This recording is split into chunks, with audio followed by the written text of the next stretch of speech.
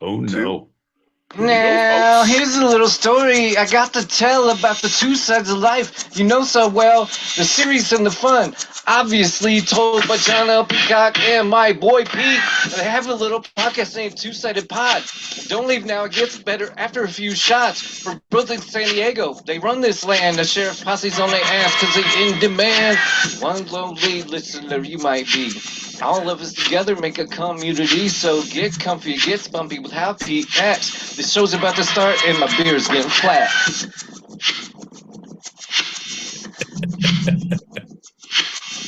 You're listening to Two Sided, a live recorded podcast where each week I challenge Pete with a bit of the two sides of life, the serious and the fun.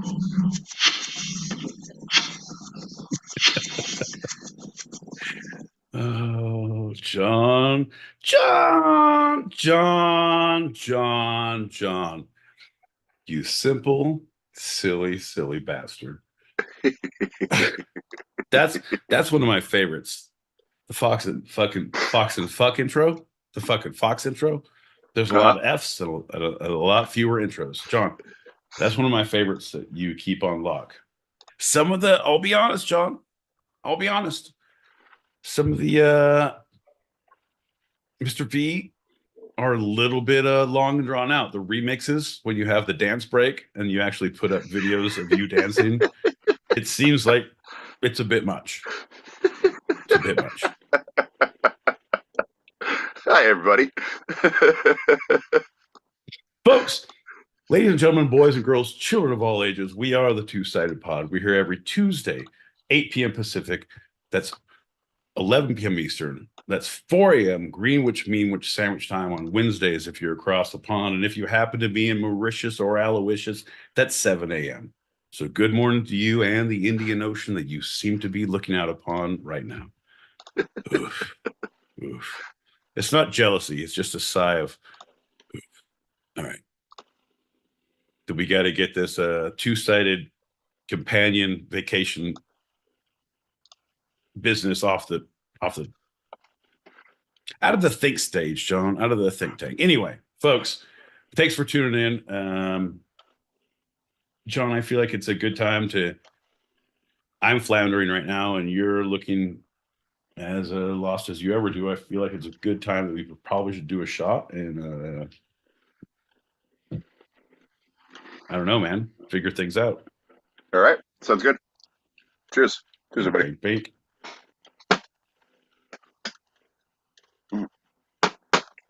Whoa. Ha, ha, ha, ha. So I'm just going to throw out, John, just so we know, our intro was Mindfucks. Just so we know. So anyone needs to go back on this recording. Shout out to the Fox. The Fox, my man. Cheers. Let's pop those 3 packets and start the show. Here we go, bud. Hey guys, what's going on? Holy cow! We got Julie Prunes and Everybody's up in this Molly motherfucker. and I believe Muse. I don't know. But hi guys, what's up? I believe we are all here. So, John, what she's saying is we have a quorum. We can now vote and change law.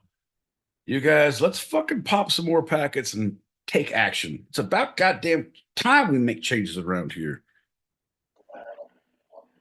Every time I hear that intro and it says the serious and the fun, I've been here for like about 3 years, and I'm looking for fun. I mean, it flirts with it, but is it poignant? Is it poignant fun? It's just very serious. Just think. Oh, John, I'll be honest, 2 things came to mind. One, I can't find a lighter. That's pretty fucking serious. I'll be honest. That's the most serious thing you're going to hear today. And if you don't have fucking fun in this show, that'd be perfect. If I could borrow that, that'd be great, bud. That'd be super great. Fuck off. I'll figure this out. I'm a big fan of Survivor. Wait out, play out last. Yeah, come on, John. I can make fire without my flint. Give me some coconut husks, fucking pinata, an old priest and a young priest. Trust me, bro, I've made a fire out of less. I digress. Man, if you don't have fun here, you wouldn't know fun if it bit you on the ass. And that's because that litmus test, that is fun. So whatever else is not, whatever. You guys get it. Fair enough. What is going on, gentlemen? A little bit late. Shout out to the people in the room, the Lollies, the Foxies, the Julies, and yeah, then there's Muse. And then there's How y'all living? How we doing tonight? my man. I think I start college next week. That'll be fun. Yeah, life is cool. Right on. We lost our neighbors. Snowbirds have fled north for the summer, so Okay. fuck them. Buy a shirt and go home, right? Exactly. Number one, more property. Why do you need more property? Because two, college is starting. And why do you need more property when college is starting, John? Toga, toga, toga, toga, toga. And even if you're not going to invite people over, come home, put on a toga with the missus, have a good time. Have her hold your feet up for a keg stand once. Then you can be a gentleman and hold her feet for the keg stand. And then you get to take turns saying, I'm a zit. I don't know. I digress. I'm just saying college was a lot. It was good. It was overrated. I believe now I would do way better now, and I would appreciate things now way more when I know what's at stake and I know what I need to do. Like, I'm not fucking around. I'm not trying to figure out where the teacher drinks so I can go and hang out there, try to buy my way to a good grade. And I did. Got a solid C plus. Thanks, Miss Lines. Shout out. Wow, this is amazing. So my kid just set me up on my TV. I didn't know I could even do this with YouTube. And you guys are on my TV. You guys are like, What up now? you're like fucking movie stars, you guys. Looking good. Don't look like your avatar. No, I lie. I lie. John looks just like his avatar. But you guys are looking good. Nice, fellas. Nice. Thank you, thank you, thank you. He does. I used to have long hair. I used to be religious. I used to have a dream. What do I have now? I have a toilet bowl that's springtime fresh. But what good does that do me? Moving on. Lolly, I'm so glad you're here. I like it when we had some friends in Hollywood who were putting up and having viewing parties and doing the some pre-gaming before we got on. And so then they're like, we can't keep up with you drinking, but we can get drunk and enjoy the show for a hot minute. So I'm just saying, because that's special effects. That's some Richard Bay shit right there. It's Michael Bay's younger, stupider brother who doesn't have good talent or money. Anyway, fair enough. Cheers. Two more and then we're going, John.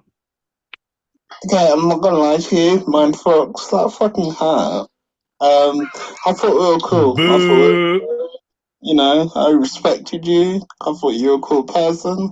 And then you go and give a roll call, and then you go, and then we have Muse. The fuck, bro. I mean, that hurt. That actually hurts. Well, somebody hold Muse Lover's purse. He's going to need to go cry in the car for a little bit before you get back to the show. Holy shit. Man. Welcome to the party. We love you. Like the brother I drowned in the tub. That's a promise. One more message. So I'm going for my bachelor's in Sports broadcasting media. Right on. Sports broadcast media. So I'm going happenstance, just part of the thing, broadcast media. So regardless of whatever path I'm awarded at the end of the journey, which only takes 2 years, by the way, I'm going to be able to do a lot of things, a lot more things than I currently do. Folks, we got a beautiful day here on the field. We got Muse Lover, and we got Julie Prunes, John L. Peacock, and my boy Pete on the field of battle on the two-sided pod here on a Tuesday, 8 p.m. Pacific, 11 p.m. Eastern. That's 4 a.m. Greenwich Mean Sandwich time if you're across the pond on Wednesdays, or 7 a.m. if you happen to be in Mauritius. Folks, it's a cool 78 degrees, breeze from the left to the right. Some say the southeast. I don't believe in directions. I say choose your own direction, because we are all inclusive here on this broadcast. Ain't that right, John? Ain't that right? John. It's about time we get to it. Ain't that right, John? That's right. Here's a shot to you, my friend. Oh, shit. I went to get a lighter. I gotta make the shot first. Hey, you found a lighter. No, I went to go get one. Well, you found it. You know, it was in the last place I looked. Cheers. Cheers. Beep, beep, beep. Look out. Well, howdy. Alarm! It's 8 p.m. Pacific, 11 p.m. Eastern. Alarm! 4 a.m. Greenwich Mean Sandwich time unless you're Mauritius, and then it's 7 a.m. I'm John L. Peacock out in Brooklyn, New York. I'm my boy Pete, and popping out the remix hits in Southern California. And you're listening to Two Sided, a live recorded podcast where each week I challenge Pete with a bit of the two sides of life, the serious and the fun. Yeah, John. The you and the me, the wrong and the right, the no and the yes, the fuck you, John, the fuck you even worse because you're wrong. Sean, the ebb and the flow, the push and the pull, the give and the take, the foyer and the true chapel, the inner and the outer sanctum, the inner and the outer labia, the no, the fuck you, John, the even fuck you further because you're wrong about your choices in life and topics. The Kate, the Allie, the Abbott, the Costello, the Fred, the Barney, the Pad and the Tie, the peanut butter, the ladies, the fuck you, John, and your choices in life are wrong.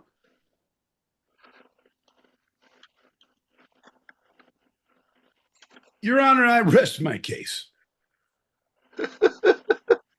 Case dismissed. All right.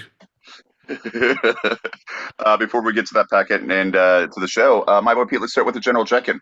My boy Pete, how you feeling? I'll be honest, John. I'll be honest. I feel good. I was a fucking giver of the community today. I did things for the community.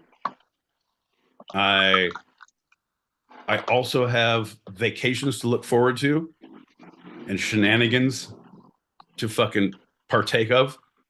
Tomfoolery, if you will. I'm very excited. When you see a light at the end of the bullshit tunnel, it's always easier to work towards a light. And it's easier to be a better person in your day-to-day life. You don't have to fucking push people into the subway because you're having a bad day. Because, like, hey, man, there's a light at the end of the tunnel, not the one that's coming for you when I push you into the subway. Fair enough? Kept on going with that. I had to continue, John. I've been watching the New York. I will not get close. I'm getting car service every time I come to New York now. There's no way. Pop those two packets. Let's get going. 2 more. Here we go, bud.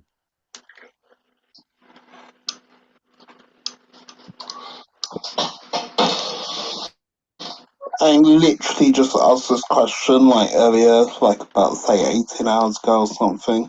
But get this for a mind blown, right? Okay, so you have the character of Pluto, and then you have the character of Goofy. Let's see, Pluto is a dog. What the fuck is Goofy? I thought Goofy was like some kind of anamorphic kind of dog that can walk and be sentient and the rest of it, like a human being, but is like, you know, a dog. Let's just be honest. But then there are times that the character of Pluto is smarter than Goofy. What the hell does that say? Come Holy on, wake shit. up. What do you guys mean? Wow, holy shit. What does that say about us and our listeners? God damn it, John. Holy shit. We just went into a goddamn goofy tirade. Fuck my couch. Holy shit. Muse, I love you, bud. I'll be honest. I had a moment. Sorry, that wasn't me. That wasn't me. I'm back into it. Sorry. I was trying to type. There was a seabird flying around the YouTubes, fucking mocking us like a mocking seabird does. Fucking, I had to shake the bushes a little bit. So it's hard when you have to tickle the ivories of the keyboard. I see other people here. Hostile Soldier had a pot alarm. People are getting ready for the show, John. People need to know what's cracking, bud. Right? And then all of a sudden, bad intro. Fucking Goofy and fucking Pluto intro. People pop in and they hear this bullshit. They know what happened to Walt Disney. Fucking his head is frozen somewhere, and we're talking about his creations. Like, this is the beginning. Oh, John, in my perfect world, that wouldn't happen. But in the actual world that we live in, it is happening. And then you're going to give an intro of a story that happened in like 1842 when fucking Eli Whitney invented the cotton gin. And it was, are we going to talk about the Industrial Revolution, John? You don't think I know history? Fuck you, I know Eli Whitney. I know. Oh, John. Me and Eli like this. Sorry, bud. I got packets to pop. Don't make those faces at me. Folks, if you want to see the faces that John is popping at me right now, click that link above your head in the stereo streets. See us on YouTube, where he'll be every Tuesday, 8 p.m. Pacific, 11 p.m. Eastern. It's 4 a.m. Greenwich Mean Sandwich Time. If you're across the pond on Wednesdays, or 7 a.m. If you're in Aloysius Mauritius too, Mauritius too. It's the Indian Ocean. How do you know it's the Indian Ocean? Because of the tides. Because of the tides. Fair enough. Shout out to the foundation, the serve, the osis, the wet, the brain. My boy Pete. The old scamp, come here. You get noogie. Found out Peacock Esquire. The head ginger in charge. I'm here for it. You know what? I'm here for it. Take a shot. Sir. Fucking dub, ladies and gentlemen, boys and girls, children of all ages, anyone who's anybody knows and loves your friend and mine. The reason we stay up at night, try to get better. The reason we stay up at night, realizing we're not as good as we want to be. Dub, my man, good to see you, bud. Good to hear. Always, always pleasure. Cheers. Raise your glass. Lower your expectations. We haven't even started. We're fucked up. 2 more, and that's it. No matter what. Yes, 2 more, no matter what. That's it. Now finding Stand By Me. Come on. Good day, sir. Oh, two-sided pod. I'm sorry I'm running late. You know, I'm here at the doggy daycare. Yeah. Did you say we've frozen ahead? Disney's head. Finally, we're on to this topic. This is the one I've been juicing for you guys. Here we go. Okay. I have an aggressive kennel dog. I have my must go, but shout out to the room, shout out to the show, and shout out to Frequency being here, down here doing a thing. Hell yeah. Girl, I'm a big fan. You know? What up, girl? What up, girl? When you're around, it's not called Doggy Style. It's called Hound's Way. We appreciate you being here. It's classy. That's what you bring to the table. Like, you're in it to win it. And if there's a conspiracy or truth to be had, and I feel like you're going to be someone I'm going to draft first. If we're doing a pick, like a Big Brother, if we're doing a Survivor pick, you're one of my first picks, Frequency. Like in that Frequency and Fox. There's something about the S. All the rest of you fucks need to bring your A game. I don't think you truly believe. You don't see the outer limits like we do. Well, speaking of, I did say we'd move on, but since we got another special, lovely young lady who just popped in, let's get her too, and then we'll move. Oh, John.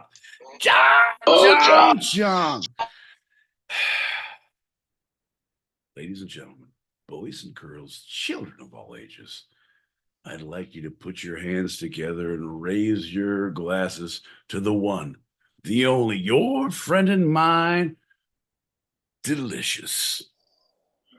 My favorite podcast. And speaking of children of all ages, special shout out goes to my girlfriend's son. He just joined the women's basketball team, swim team, Giddy up. and tennis team. Good for her.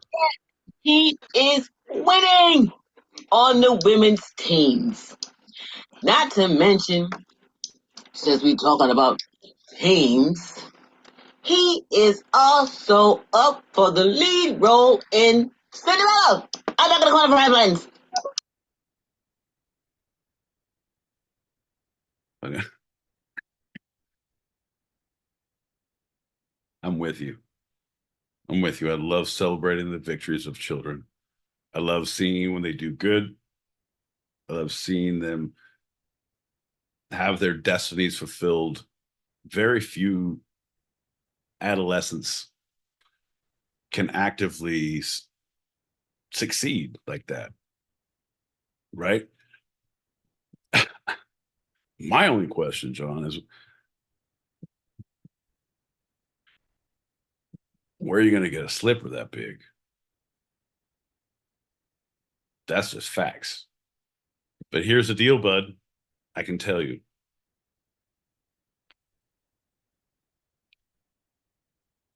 I buy 10.5. So my feet look proportionate to my body. I actively wear probably a 9. I could fit into it would be tight as fuck for an 8.5, but I could put it in there.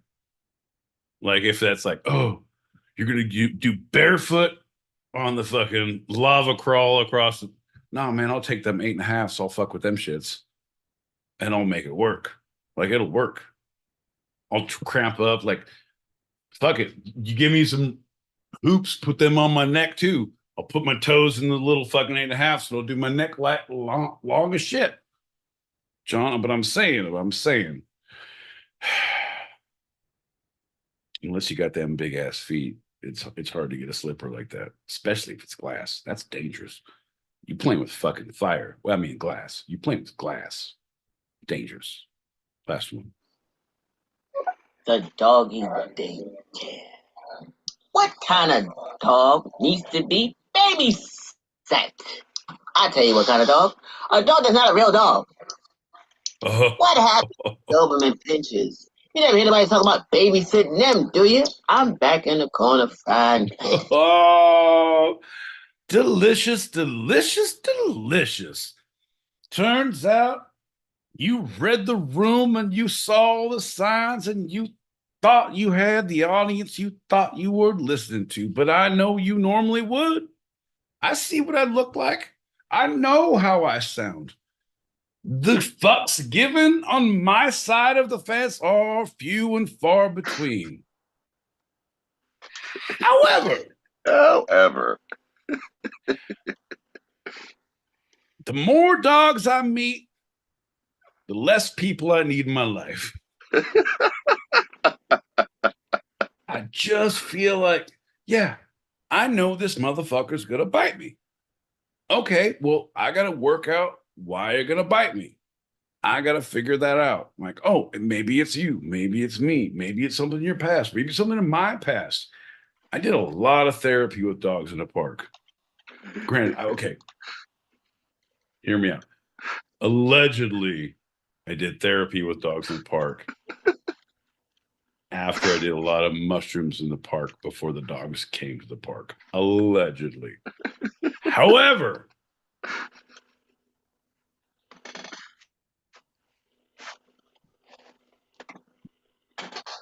There were no dogs. what do you, It was not a dog's park.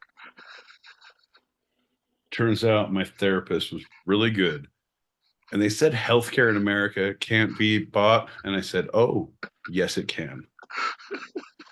Yes, it can. Ain't that right, Sean? That's right, buddy.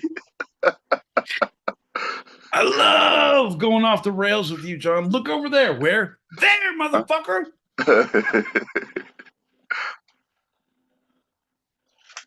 What are you doing? How do What you are you feel? doing? How do you feel? What are you doing? How do you feel about? I don't know, man. If you want to start the show, we can. We got 3 more pockets to pap. You know what? These are all good. We can. Here we go. Those you can go. Do your first. You can do your show. I think it's all about foot size. I'm sure we're gonna have dick jokes. If no one did a dick joke about feet sizes, you guys are missing the boat. I'm a class act, right? You guys know me. Like, I'm a gentleman and a fucking scholar. But I expect a few fucking foot dick jokes, right? Come on. Come on. Well, speaking of class acts, that's going to lead us to our first lightning round. Lightning round! It's time to get down! Come on, come on, come on, come on, come on, come on. Yeah! What's up, John L. Peacock? What's up, my boy B? What up, lightning round guy? You took a little longer to get here. Come on in. Come on in. Come on in. I'm sorry. I was drinking. I didn't actually signal him in. He's actually still a hot minute away. So I got to tell you, I'm not sure if it's going to work out in the long term with him. I know you're asking yourself, how do we get the mic so close with the Doppler effect? And I was like, well, that's all for technical abilities and all the effects we put the show. Shh. Anyway, he's here. I'm letting you know. I have doubts in further He's here. Hi, lightning round guy. Yeah! What's up, John L. Peacock? What's up, my boy Pete? You already said that, but hey, we've never really done a shot together. Let's do a shot, lightning round guy. John L. Peacock, this son bitch right here. John, have you ever danced with the devil in the pale moonlight, my man? What? I don't know what that means. Well, nobody does. It's just like something I say cool before I do shots with a band, baby. 'Cause it's all about rock and roll. Come on, John, raise your glass. Lower your Oh, that doesn't look full. Is it full? It's pretty full, yeah. For the lies, anger, and vitriol, John. Shoot him up, pal.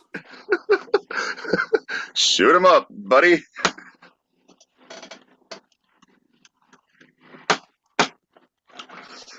Woo!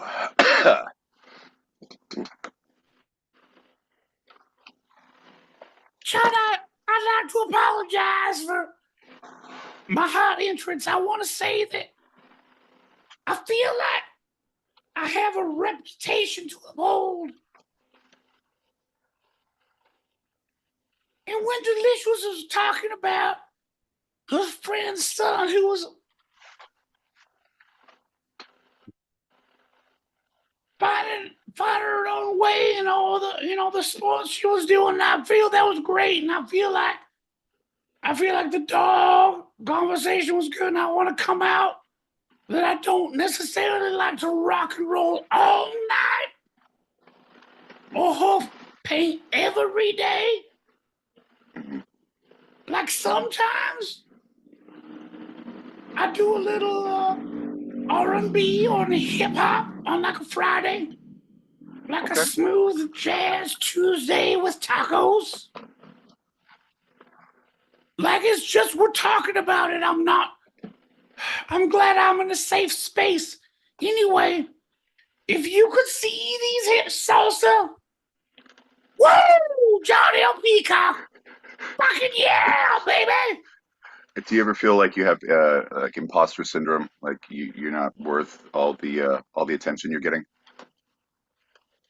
No, man. I know exactly what I get and what I deserve. Is it too much expectation put upon you? You feel like the whole world's just expecting something that you can't always give?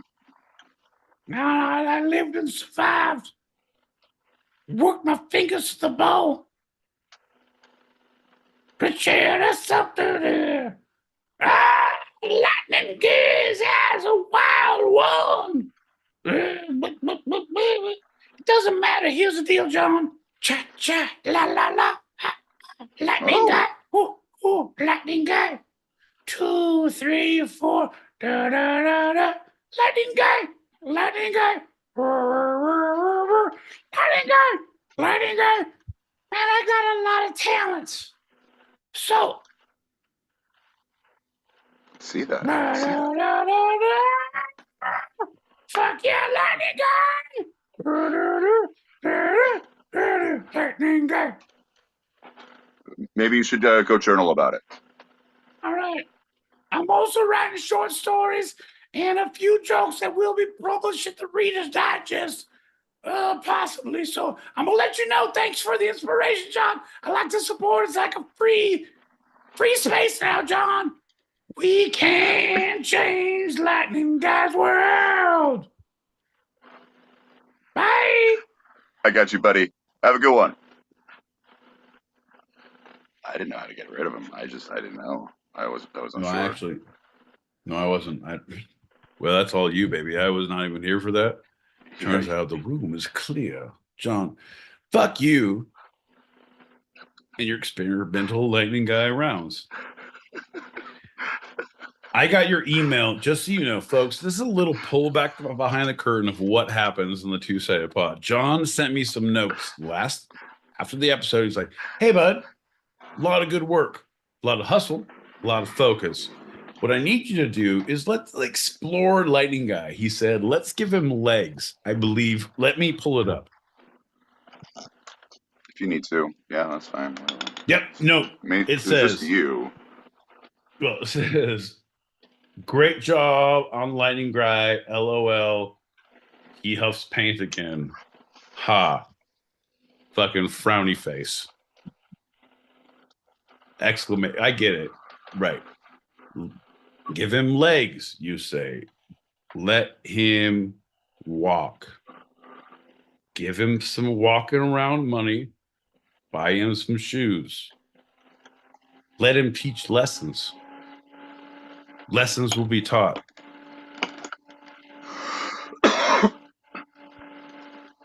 Feels like you were not. You're all right. Anyway, I got to digress. John, it's quiet. After the show. It's 4:00 in the morning.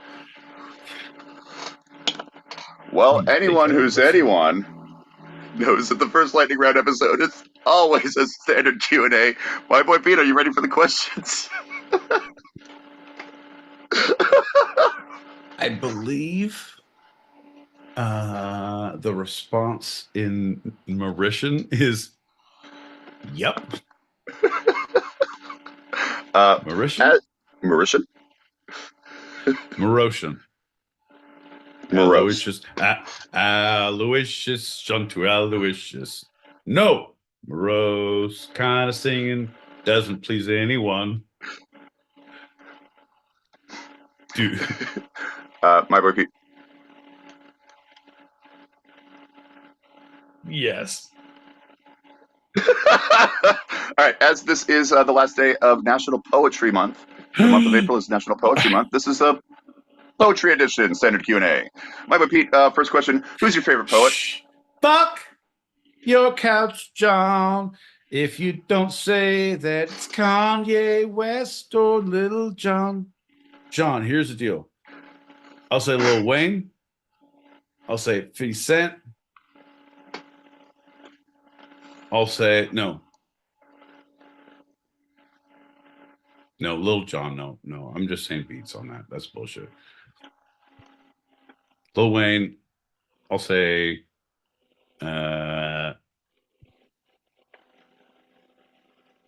Paul Simon. I'll say Maya Angelou.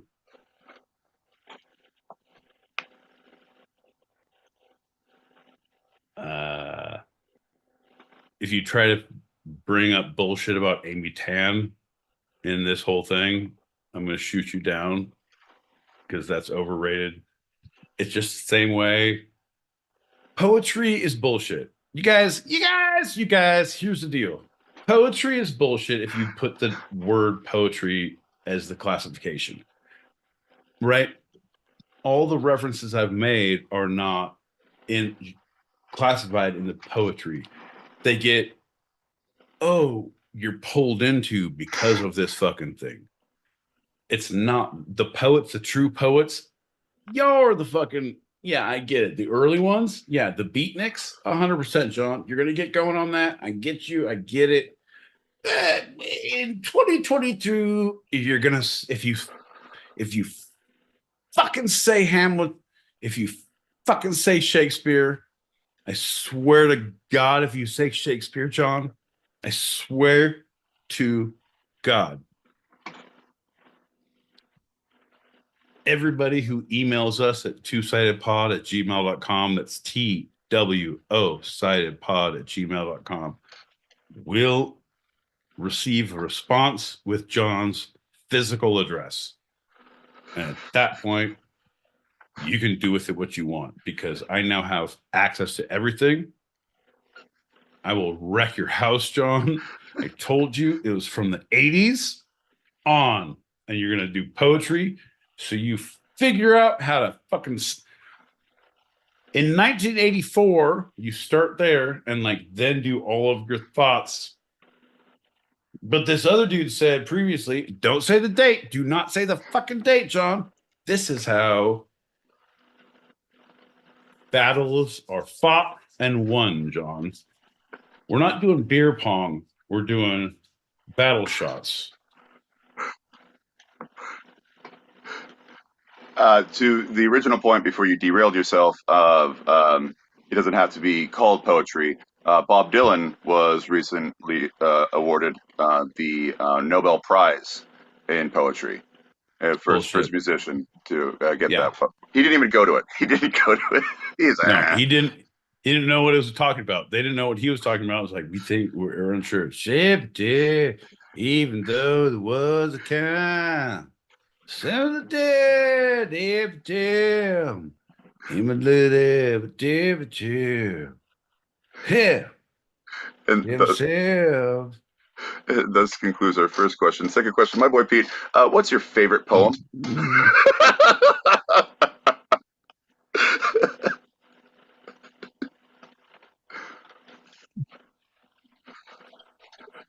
John. It's very my favorite poem. No, there is no such thing. I would say a rap, but I can't think of anything that are true verses. Life ain't nothing but bitches and money, John. No, I come back from a pit of pimps and whores. Nope, bear with me. I'm making this shit up as I go. John.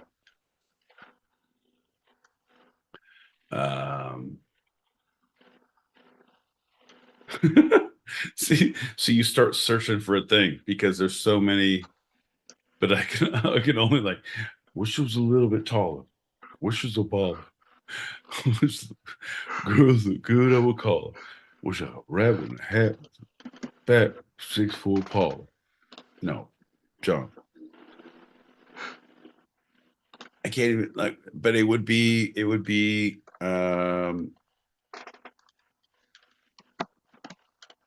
fuck, you think of Big Pun, you think of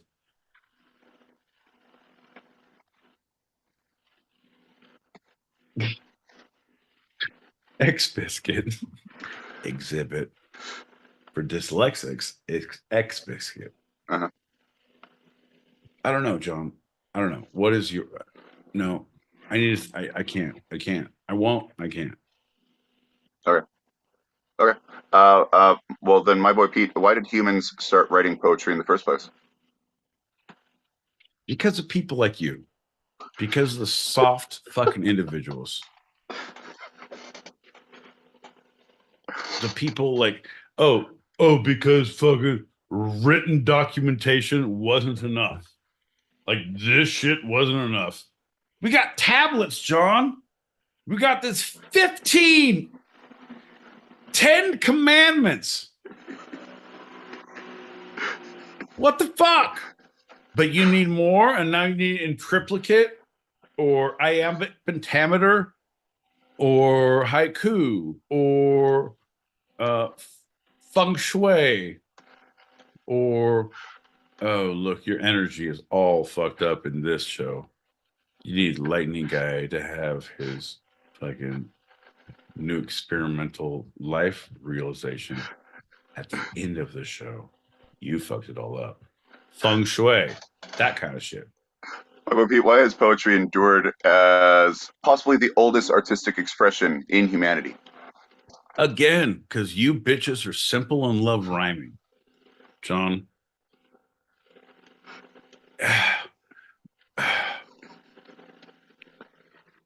There once was a ginger on the two-sided who loved his show so excited. He researched one day, but it came back to pay and bite him right in the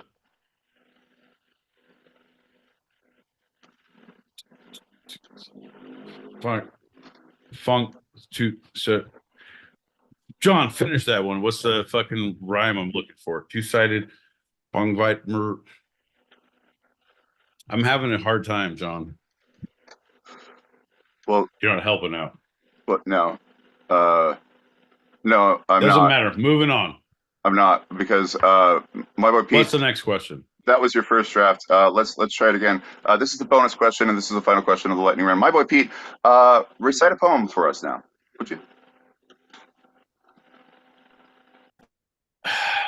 John, recite a poem for us, would you? See, this is the thing. John is like the 6th grade teacher in the lives that we all live. There once was a path of the two-sided on Tuesdays. It diverged in the woods in so many different ways. The West Coast, the East Coast, 8 p.m. to 11 p.m. Eastern. Across the pond, it was 4 a.m. on the next day, Wednesdays. Further Eastern. John blocked his camera, as he also often does, and left my boy Pete to flounder just because he's a shit, he's a ginger, he's a bastard extraordinaire. But who else would I be with unless he was there? The Tuesdays, 8 p.m. Pacific, 11 p.m. Eastern, we're here. 4 a.m. Greenwich sandwich time on Wednesdays, but that's 7 a.m. Marawish's time. Glad you're here.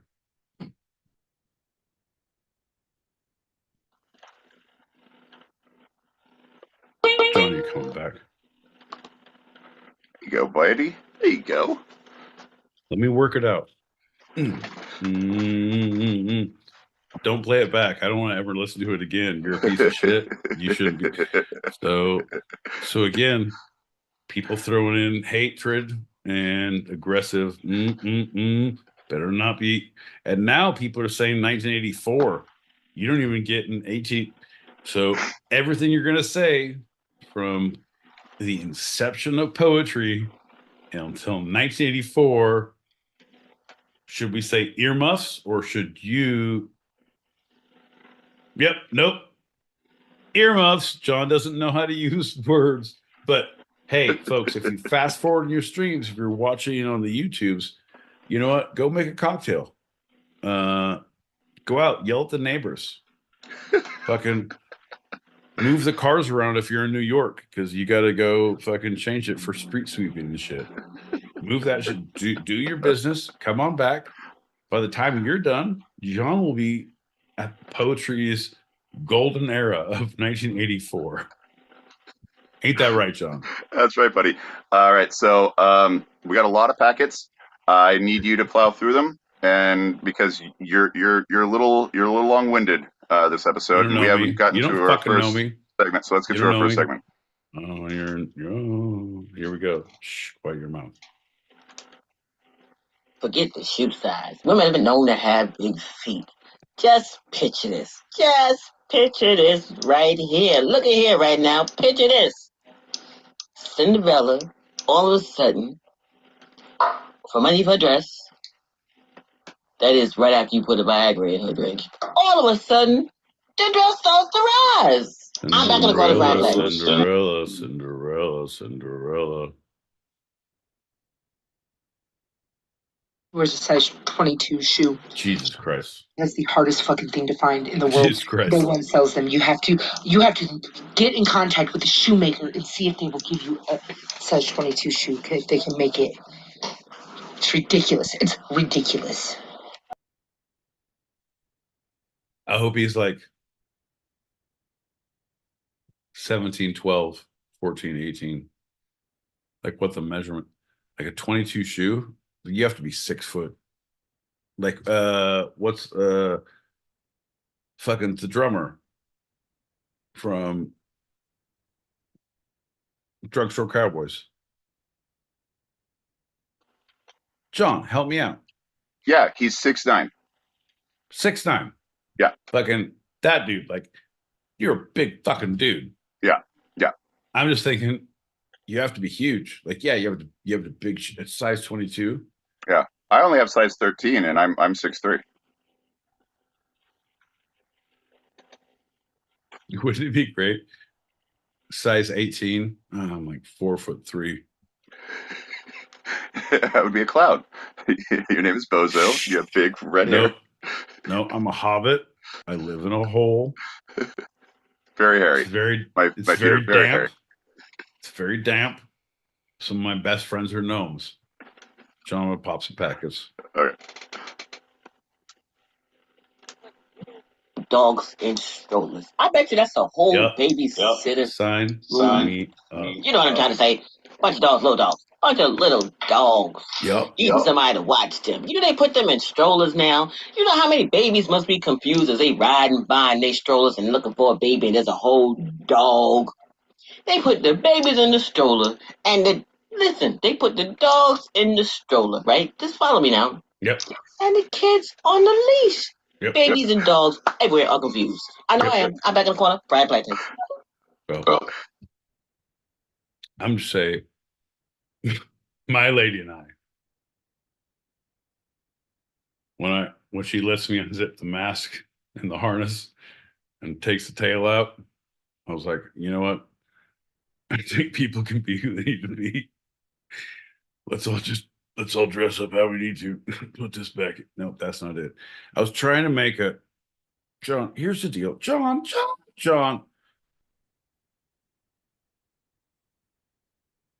Leashes are good. Leashes are good for all reasons. I believe choke collars are only used for aggressive dogs and sexual encounters. Consensual sexual encounters. John, where to go with this? John, yes, here we go. I believe putting little sweaters on animals also only appropriate for dog shows and consensual sexual encounters. I mean, not on an animal, but, you know, consenting participants. All right, maybe here's the deal.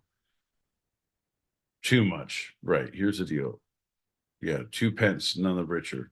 Yeah, it's like a peacock. One peacock in the hand is worth 2 Shetland ponies in a bush. No, he's worse at at looking at if we were partners in Amazing Race or Bandai. To Bandai, he says. John, use big words. I'm gonna say words for you. Oh, meanwhile, back at the Two-Sided, John said these words. Why are we here? Why can't people understand me? This one over here is like this, and this one over here is like this. I don't know, and I don't know either. Folks,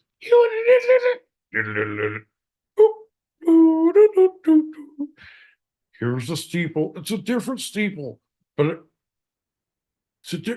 show them the steeple. Anyway, folks, you'd only get this fun grade. No. Help me, Obi-Wan. You're my only hope. Wait, what did you do again? No, I'm gonna play some packets. Shh, quiet. It's not feet size, it's nose size. I literally heard that Pinocchio was packing. I back it up. Tell me another lie, Pinocchio. It's time to party, baby. Okay, I just got here. Obviously, it's Bring Your Schizophrenic to Work Day, and thank you. Yeah, okay, interesting show and tell. Nice job. Nice. An inside kind of comment for people from the New York, New Jersey area. I'm getting some serious Uncle Floyd vibes. Serious Uncle Floyd vibes.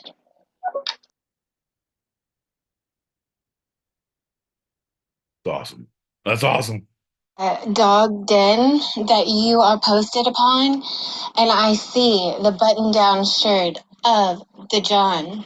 That is the Pete. That is the John. That is the Pete that makes John and the Pete. But what's with the shirt? And why can't I get a button for sale, for eBay, for a friend? Just asking. Shout out to everybody that's here. I'm not going to name you. I can't. Everything's kicked in, and I'm not trying to get kicked out. Let's go. Let's get it. Giddy up. Let's go. Let's get it. It doesn't matter. I'll figure up. something else out after a while. Big fan. I'm still here. Shout out to Frequency. Hell yeah. My girl Faith. Glad you're here, girl. Love you. Poetry. I like poetry. Especially in a land where socks roam free. There's a pair, quite odd to see. One was blue, the other pink. They always class, or so do you think. One day they met a matching pair. Who said, come with us, we'll make a square. So off they went to court their ground, dancing together hand in hand. I didn't know socks had hands. This ain't a part of the poem, but I figured I'd ask that question since I was singing this here damn poem song. I'm back at Yeah! Yeah! Ladies and gentlemen, boys and motherfucking girls, children of all ages. Oh my God, not the first time or the last time. Your friend and mine, delicious. God damn. Coming in hard, coming in hot, coming in correct. That was beautiful. I adore you. I fucking adore you. All right, one more, John. You can get on with your goddamn poetry, fucking blah, blah, blah.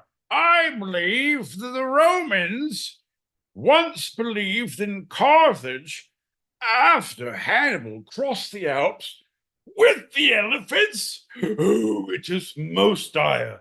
Shall we sing a poem? Nay, get the lyre. A small harp was brought to the table, and then we talked about the rest of the fable. It happened in Greece, it happened in Rome, it happened in Spain, close to John's home. He says that he did things that often on stages. Shakespeare, if he says it, I swear for the ages, I will fuck your couch, John. I will fuck it up good. If you mention Shakespeare, you are done. That's understood. John, I digress. I beg forgiveness. I forgot my own place. But here, for the show, I'm going to keep yelling to save face. John, how dare you? Time is short. Fuck your couch and all the sorts. I won't listen until 84. That's a thing that I held in store for a friend who came close. His name's Hustle Soldier. It's not obtuse. It seems though unrhymed, but here we go. Just in time. John, one last message, then we're good. I'll shut my mouth. Understood. Meow, meow, meow. Here we go. Oh, it cut off the beginning of that message. Yeah, my son's 6'7". The kid's huge. I don't know where he got the height. I'm 5'3". I don't know where it came from.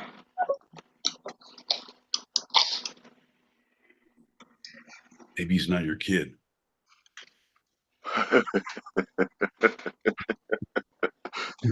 I'm just saying, one of my buddies thought he was a father. Turns out he wasn't. So like maybe you thought you were the mother. Turns out you're not. I don't know.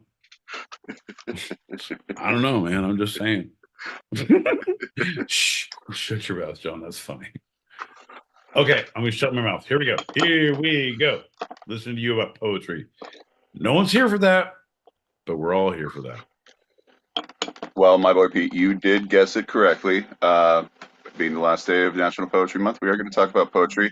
And in 1984, Jesus Christ, here we go. Yeah, gonna go back in time. Woo! You guys like Huey Lewis? Well, welcome to the news we have in store for you. Back in time. I love that you had a predetermined response. And immediately, like, you had to process that. You're like, oh, no, that's the year I want. Okay. Yeah. No, I was like, what's 84? It's like, all right. Mary Lou Retton. Remember when she fucking fucked with Dave? John, you're gonna be the gold medal winner with a broken ankle if we don't fucking see this through. I'm gonna be the Bela Lugosi for your fucking Mary Lou Retton. Let's party, bitch. In 1984, through the 90s into the early 2000s, Allen Ginsberg lived in the Lower East Side of Manhattan, New York. Okay, he was eating mushrooms and LSD. He was a fucking beatnik. All right. Yeah. All right, John, cut out a lot of some fucking bullshit. Yeah. Everybody snap because John's picking up what we're all putting down. Yeah, nice. This is the Beat member, as Pete pointed out, a member of the Beats, that led happenings, which would be up to 1,000 to even 10,000 people meditating and chanting together, and he would lead them through the 60s, 70s, and to 80s, and even 90s. Hey. Julie Prunes, no touching. It's just chanting and meditating. You guys, foxes, everybody stop touching. It's just fucking poetry. This is how we chant. All right, I give in. Everybody throw your keys in a bowl. He, in his later years, during these times of the happenings, that's not something I was just saying. That's actually the name of what those events were. Right. No, and that's right. M. Night Shyamalan. Sorry, there was a. Go ahead. He was an open and unabashed homosexual and advocate for gay rights in the poetry world. Hey, say hello to your homosexual lover for me who rhymes when he talks to you. Hey, I'm a Wahlberg who was in a movie called The Happening with M. Night Shyamalan. I approve of your fucking poetry lifestyle. Say hello to your. Hey, how's it going?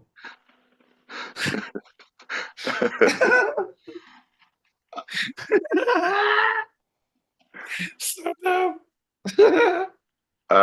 This is the poet who wrote one of the most influential books of poetry published in the 20th century, and we're going to look at one of those poems in his book of poetry, Howl. Okay, all right. We're gonna look at a Ginsberg poem in Howl. Yes. All right, I'm with it. Book of poetry, Howl. Yeah. All right, I'm with it.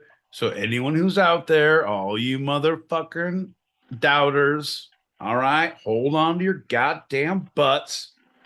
I approve of this message. Ginsberg was kind of a fucking badass. If you are not aware of Ginsberg, he was poetry. Fuck off. Because John likes him, it makes it less fucking agreeable to listen to. I understand. But it's the same thing. He was a guy who was running with Hunter S. Thompson. He was a counterculture leader, a thought, and I know some of you are like, fuck that hippie. You know what, motherfucker? I'm a hippie too. I'm not talking to anybody specific, but I'm talking to everybody specifically. Right, and he was a beat along with Jack Kerouac, William S. Burroughs, Gregory Corso, the like. Right. Neil Cassidy, yeah. John, can you tell everybody, oh shit, son? Oh shit. I'm sorry. We're so far behind. I didn't even see. We got Angry Hostile Soldier, but we have Mona Lisa here. We got Seabird has been here and will always be here. It's always been that way. Cool kids back behind the gym smoking and shit. Thanks for joining us on the YouTubes. You're welcome for listening. Well, let's do a shot and dive into this poem, huh? John, I was trying to make it easy to digest and swallow, but anyone who's listening is like, you know what? Let's do a shot and dive into a poem. Don't say we're diving into a poem. Just you start it. People, we're already aggressively aware that people don't want to hear about poetry. However, the idea of why it's important, of what it sets, not for the poetry world, but for the world of society, of how we view ourselves and the counterculture of America and what is important. I mean, it starts in America, but it's a international, it's around the world, of how you think about yourself, of how you think about your place in the world. And I think that is important on a social level. Oh, look, and now I'm fucking dropping people off. Fuck you guys for not listening to this. But it's not about poetry. It's about knowing the reasoning of where things come from and how it became an idea that was brought to the forefront of the thoughts of society. Anyway, fuck your couch, Sean. Raise your glass, lower your expectations. Here we go, bud. Cheers. Look out. Pink, pink, pink.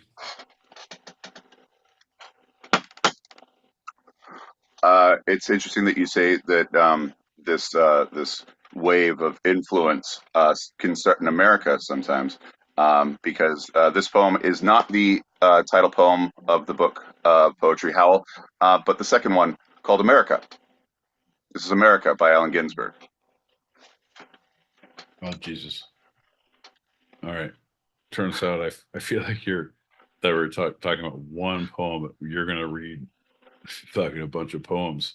Oh, no, just one. Just one. This is the one. All right. This is the one. Yeah. This is called America.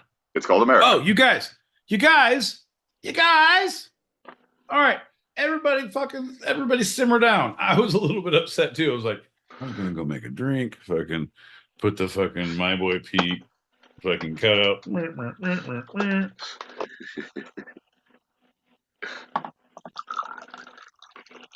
But, it's good. It's only one poem. Yes. It's only one poem. Just one. All right. Go ahead. My Boy Pete, you will need to cut in at some point. So this is I'm not going to read the whole thing all at once. You're going to cut me off when you need to. Yeah.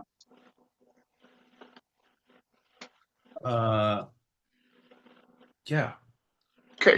Yeah. No. 100%. Okay. America, I've given you all, and now I am nothing. America, $2.27, January 17th, 1956. I can't stand my own mind. America, when will we end the human war? Jesus Christ. Okay, I can't have a dummy coming in and sitting for this, John. I have props, I have goals, I have dreams, I have ambitions, but I don't have the wherewithal to be ready for a poetry like this. Let's start over, folks. Let's all take a breath. Yeah. There's a mannequin in play. We all know it now. All right. So we all know it's coming. Let's go back and start the poem so we can all really benefit from learning as a people, as a group. America by Allen Ginsberg. America, I've given you all, and now I'm nothing. America, $2.27, January 17th, 1956. I can't stand my own mind. America, when will we end the human war? Go fuck yourself with your atom bomb. I don't feel good, don't bother me. I won't write my poem till I'm in my right mind. America, when will you be angelic? When will you take off your clothes? When will you look at yourself through the grave? Oh no. When will you be worthy of your million Trotskyites? America, why are your libraries full of tears? America, when will you send eggs to India? I'm sick of your insane demands. When can I go into the supermarket and buy what I need with my good looks? Ooh. America, after all, it is you and I who are perfect, not the next world. Your machinery is too much for me. You made me want to be a saint. There must be some other way to settle this argument. Burroughs is in Tangiers. I don't think he'll be coming back. It's sinister. Are you being sinister, or is this some form of practical joke? I'm trying to come to the point. I refuse to give up my obsession. America, stop pushing me. I know what I'm doing. America, the plum blossoms are falling. I haven't read the newspaper for months. Every day somebody goes on trial for murder. America, I feel sentimental about the Wobblies. America, I used to be a communist when I was a kid. I'm not sorry. I smoke marijuana every chance I get. I sit in my house for days on end and stare at the roses in the closet. When I go to Chinatown, I get drunk and never get laid. My mind is made up. There's going to be trouble. You should have seen me reading Marx. My psychoanalyst thinks I'm perfectly right. I won't say the Lord's Prayer. I have mystical visions and cosmic vibrations. America, I still haven't told you what you did to Uncle Max after he came over from Russia. I'm addressing you. Are you going to let your emotional life be run by Time magazine? I'm obsessed with Time magazine. I read it every week. Its cover stares at me every time I slink past the corner candy store. I read it in the basement of the Berkeley Public Library. It's always telling me about responsibility. Businessmen are serious. Movie producers are serious. Everybody's serious but me. It occurs to me that I am America. I'm talking to myself again. Asia is rising against me. I haven't got a Chinaman's chance. I better consider my national resources. My national resources consist of 2 joints of marijuana, millions of genitals, and unpublishable private literature that jet planes 1,400 miles an hour, and 25,000 mental institutions. I say nothing about my prisons, nor the millions of underprivileged who live in my flower pots under the light of 500 suns. I have abolished the whorehouses of France. Tangiers is the next to go. My ambition is to be president, despite the fact that I'm a Catholic. America, how can you write your holy litany in your silly mood? I will continue like Henry Ford. My strophes are as individual as his automobiles. More so, they're all different sexes. America, I will sell you strophes, 2,500 apiece, 500 down on your old strophe. America, free Tom Moody. America, save the Spanish loyalists. America, Sacco and Vanzetti must not die. America, I am a Scottsboro boy.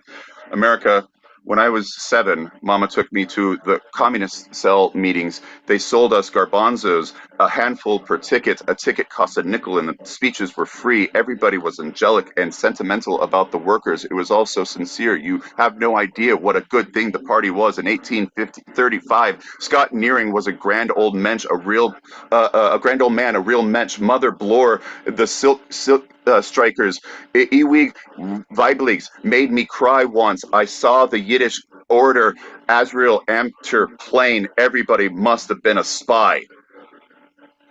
America, you don't really want to go to war. America, it's them bad Russians, and them Chinamen and them Russians. The Russia wants to eat us alive. The Russia's power mad. She wants to take our cars from out our garages. Her wants to grab Chicago. Her needs a red Reader's Digest. Her wants our auto plants in Siberia. Him, big bureaucracy running our filling stations. That no good. Ugh. Him make Indians learn read. Him need big black men. Ha! Her makes us all work 16 hours a day. Help. America, this is quite serious. America, this is the impression I get from looking in the television set. America, is this correct? I'd better go get down right to the job. It's true, I don't want to join the army or turn lathes in precision parts factories. I'm nearsighted and psychopathic anyway. America, I'm putting my queer shoulder to the wheel. Jesus fucking Christ, John. So here's the deal. In New York today, we see something, we say something. Right there, John, that was a fucking manifesto. What the fuck? I understand in retrospect when you're looking back at the Ginsberg writings of the times, you're what the baby Jesus fuck. Yeah. The beatniks. Let me just say this, John. Hear me out. Everybody, fucking grab your fucking pearls, clutch your drinks and your loved ones. I'm about to say some bullshit. That motherfucker couldn't handle his drugs. That's what that is about. They didn't even have great drugs. They had pretty good LSD. And I can't speak to that and what they were fucking.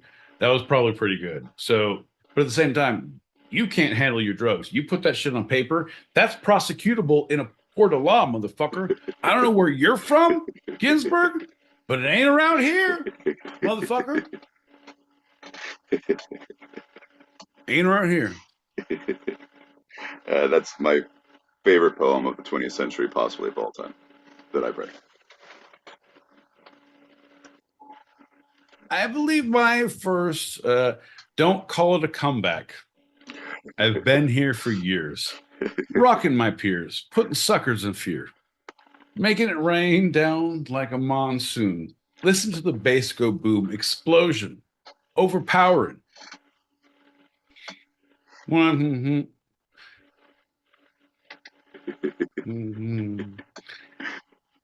Here's the deal, John. In poetry, I either need to have a book or a beat. I'm not a good freestyle poet. Fuck your couch if you don't know better.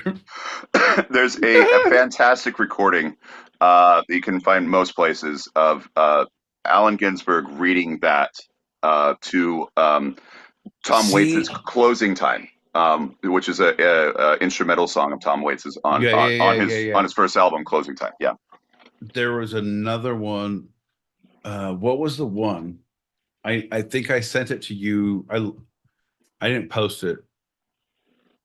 I'm not trying to post shit that like things that are forever. Like you think about forever shit. It used to be like pictures of us, like forever.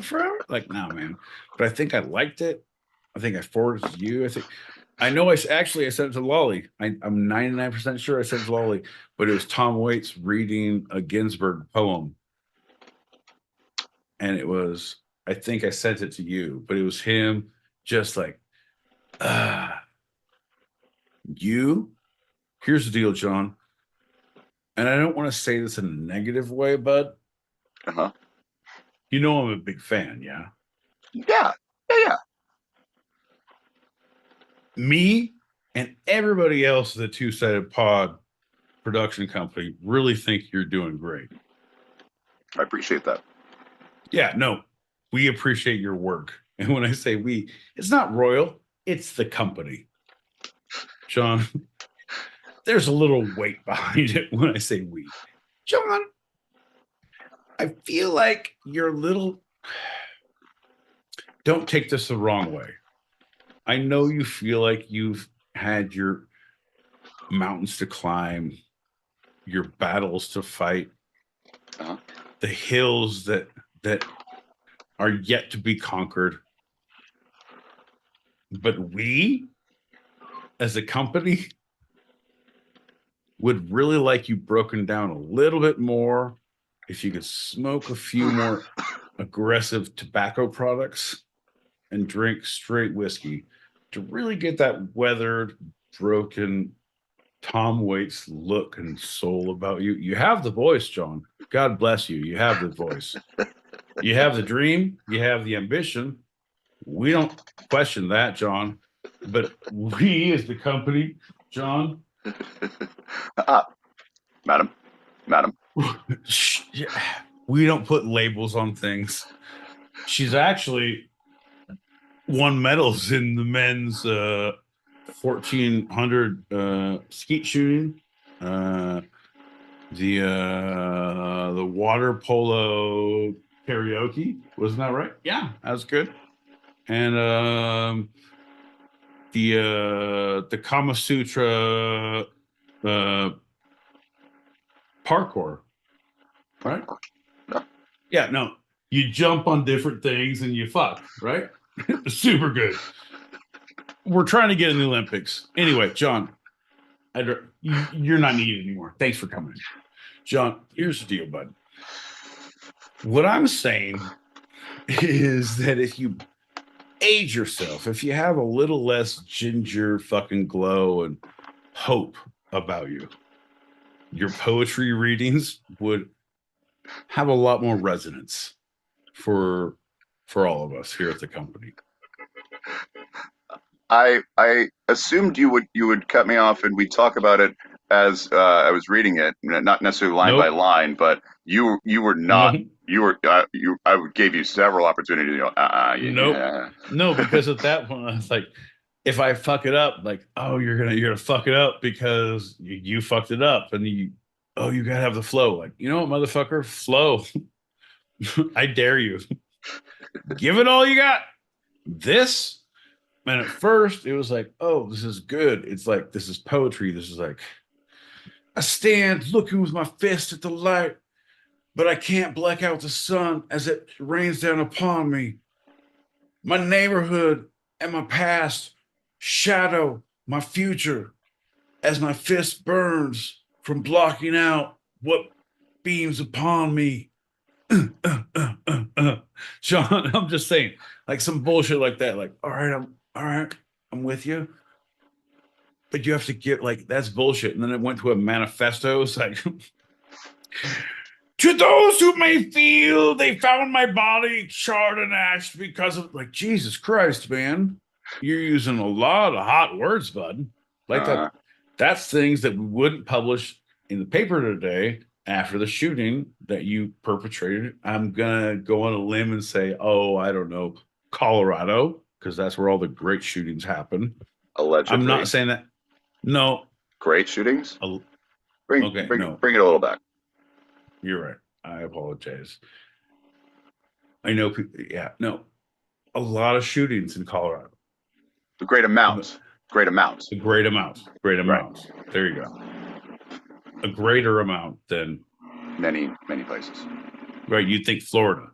Right. Florida has more shootings, but mass shootings.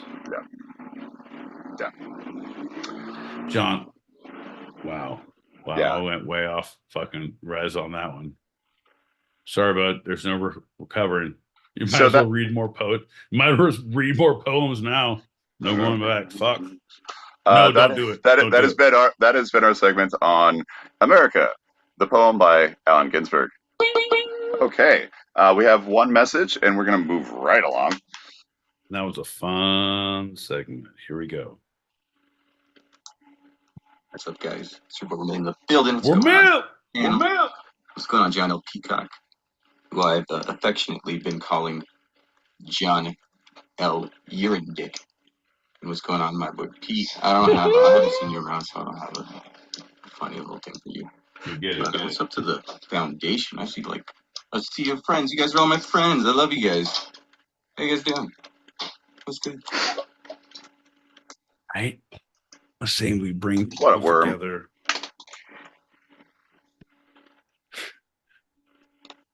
I was seeing or listening to Worm, Lolly, and Seabird do a lovely 10-hour channel. About an hour worth is what I did, what I listened to, but it was great. Oh, nice. Yeah. Seabird is wrecking stereo. Fight the power. Fight the power. Damn the man. Save the empire. Nice. I like when the people come together. When it's not for a funeral. It's awesome. Well, speaking of awesome, that's going to lead us to our next awesome ding ding ding round. That's right, the ding ding ding round. Let's try that again. Lightning round. Okie dokie. It's lightning round. Ho ho ho. Ding ding ding. I'm ding ding guy. Oh, we called. Huh? No, we didn't need you. That was an accident. No, we did. Yeah, you go back to the bench. Go back to the bench. Okay. All right. Fair enough. We'll be back. If you need me, call me. Ding ding. Hey, what do you need, guys? Ding ding calls and ding ding guy. Don't stop and fuck around. Ding ding why? Hey, you guys. I heard another. Hey, what are you guys doing? You wanna? Bye, ding ding guy. Hey, John. Hey, what's going on? Bye, ding ding guy. Okay, ask me a question. It's like a quick one. Not fast, but ding ding style. See, I said the name of myself. Doesn't matter. Keep going. That's right. This segment is one of your favorites and mine. It's Ding Ding Negative Nelly. Oh, ding ding guy doesn't know just why. Ding ding. It's a new theme song. Ding ding. All right, you guys. If you need me, All right, call me. That's Ding ding ding. ding. So Negative Nelly, my boy Pete. That's right. I tell Negative Nelly, my boy Pete, something or ask a question, and Negative Nelly, my boy Pete, responds in tow. So here's the deal, folks. John's not good at explaining things. He doesn't use his words well. He doesn't have comprehension or an aggressive handle on the English language, or the Queen's English, as we call it across the pond. Anyway, what this show is, John is going to give a headline, and Negative Nelly, my boy Pete, is going to give a response that will be negative, no matter what it is. It's a idea, a summation, a thought process that is the antithesis of all that could be positive. Ain't that right, John? That's right, Negative, my boy Pete, because this is the last day of National Poetry Month, is the Poetry Edition. Jesus Christ. Better start. Your poetry starts in 1984. You fucking poetic motherfucker. All right, let's go. Negative, let's my go, boy. Bitch.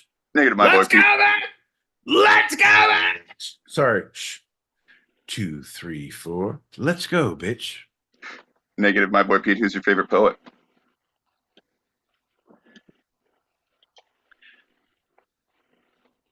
Well, doesn't matter who I like anyway. They're all either inadequate because they're beatniks, or they're getting shot because they're really good rappers. Ooh, Oh, no. well, Wait, no. Doesn't matter because they're all beatniks, or they're all really good rappers who are getting accused of human trafficking.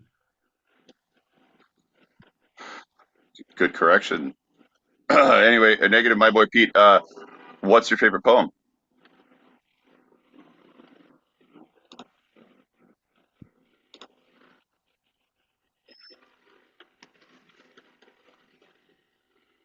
Well,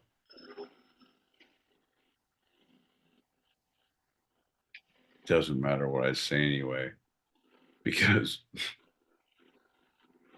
poetry is the devil's work, and so is rap music, and I won't participate. Well, negative, my boy Pete. Why did humanity start writing poetry in the first place? Oh, that's an easy one because y'all are a fucking bunch of bitches.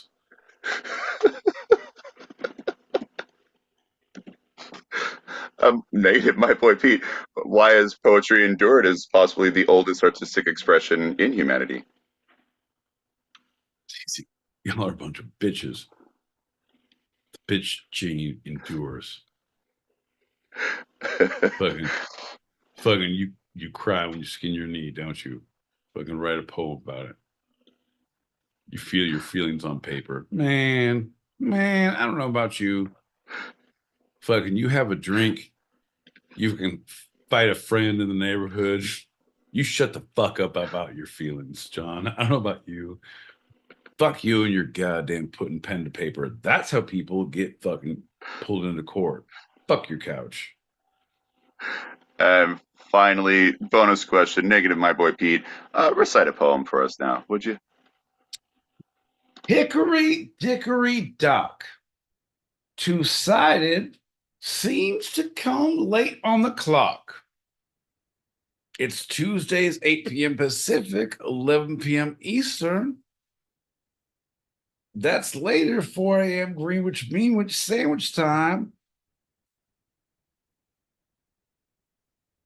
Less than on the dot? Doesn't matter, John. I don't believe in poetry and I don't believe in rhyming. Fuck you for taking a break.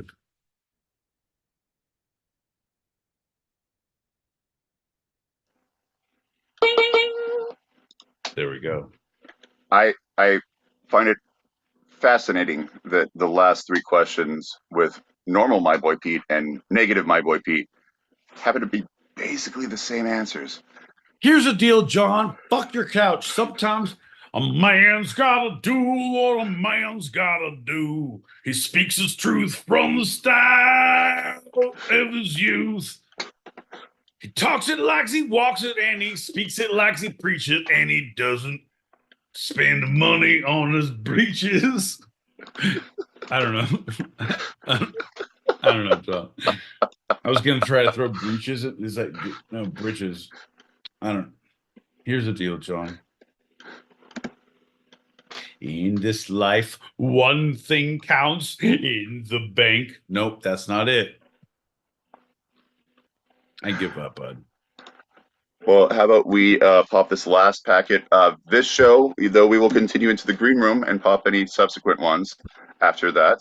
And then do the last two segments and wrap this up, huh? Yeah, it's about goddamn time you get to business, John. Get to motherfucking business. Here we go.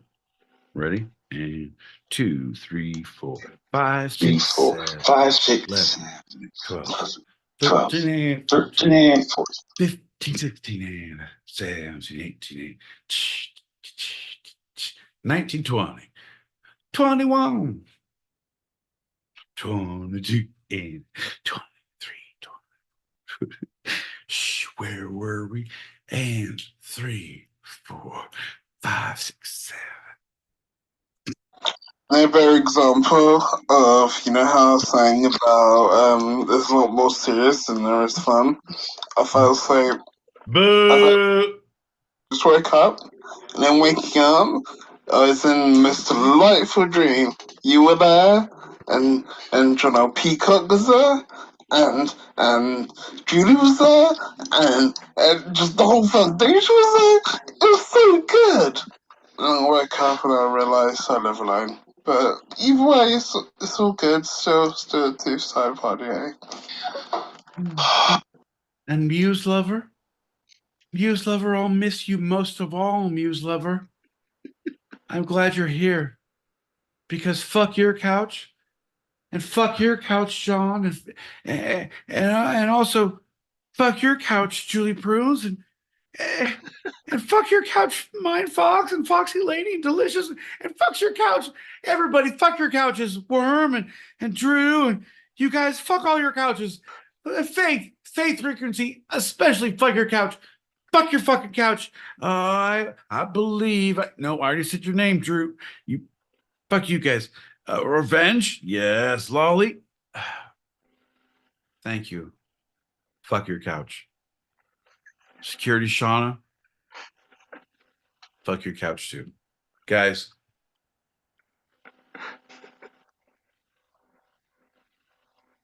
That's our last message. John, you're going to tell them what's happening. And you were there. And you were there, and John L. Peacock was fucking reading poetry, and everyone was like, "Oh, this is horrible." And it's like, I'm trying to make the best of it. And then all of a sudden, I was like, "Oh, only thing was shellfish, but I had a shellfish allergy, but that's not a thing I have." But anyway, I kept eating shellfish, and I was puffing up, and I was just yelling, "Fuck your couch, John! Fuck your couch!" And I kept swelling, "Fuck your couch, John! Fuck." And I just kept swelling and fucking John's couch. And then John said, "Do you want this EpiPen?" I said, "Oh." And he gave it to me.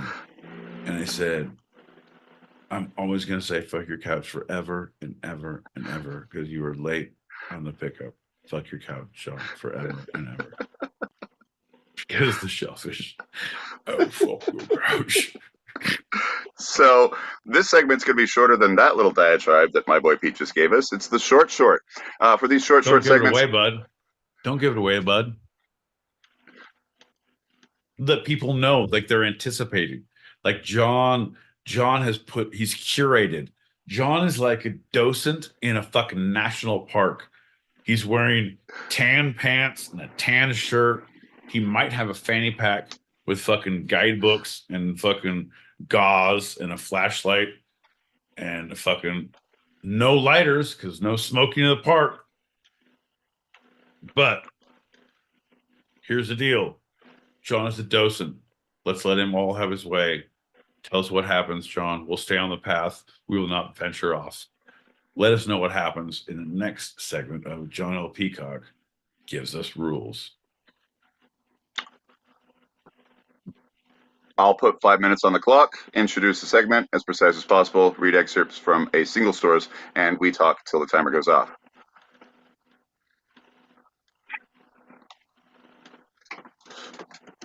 You know how much we hate boundaries, right? Yeah. Well, we're going to go ahead and give it a try, John. Put that timer on the clock. We're going to try and guess what the sound effect is when you do it. And then we'll make fun of it when we don't. I fucking love you. Not now. That was weird. It's not weird, John. That's fucking love, bro. Don't be fucking weird about it. Anybody knows on the stereo streets, you can click that link above our heads. See us on the YouTube because we have props in this episode, motherfuckers. We got props. Fuck your couch if you don't know. Props. Bad props. The title of this one is Art is a Form of Protest That Leaves No Blood. And go. From The Guardian. After giving birth, Vanessa Chisakula started writing poetry as a way of processing the changes and struggles she was experiencing as a new mother. Quote, "I was in my early 20s. I had just become a mum and didn't understand it." Number one, you can tell she's from the UK because she's a mum. So number one, we can discredit everything she's going to say now. Number one. Not true. I had all these questions, she says. Is she Canadian? What is a woman? Is this it? I didn't know what I was supposed to be doing. With poetry, Nope. she adds, you can say a lot of things and it's so Here's the therapeutic. deal, John.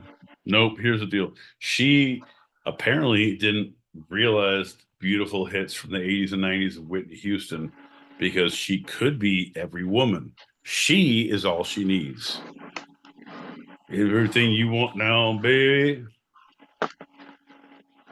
Moms are every woman.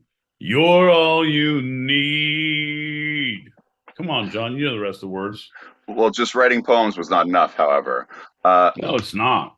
Chisakula wanted to share her stories. She was inspired to do spoken word poetry, a genre written to be read out loud and performed, when she heard I Will Wait for You by Jeanette Eask, an American spoken word poet.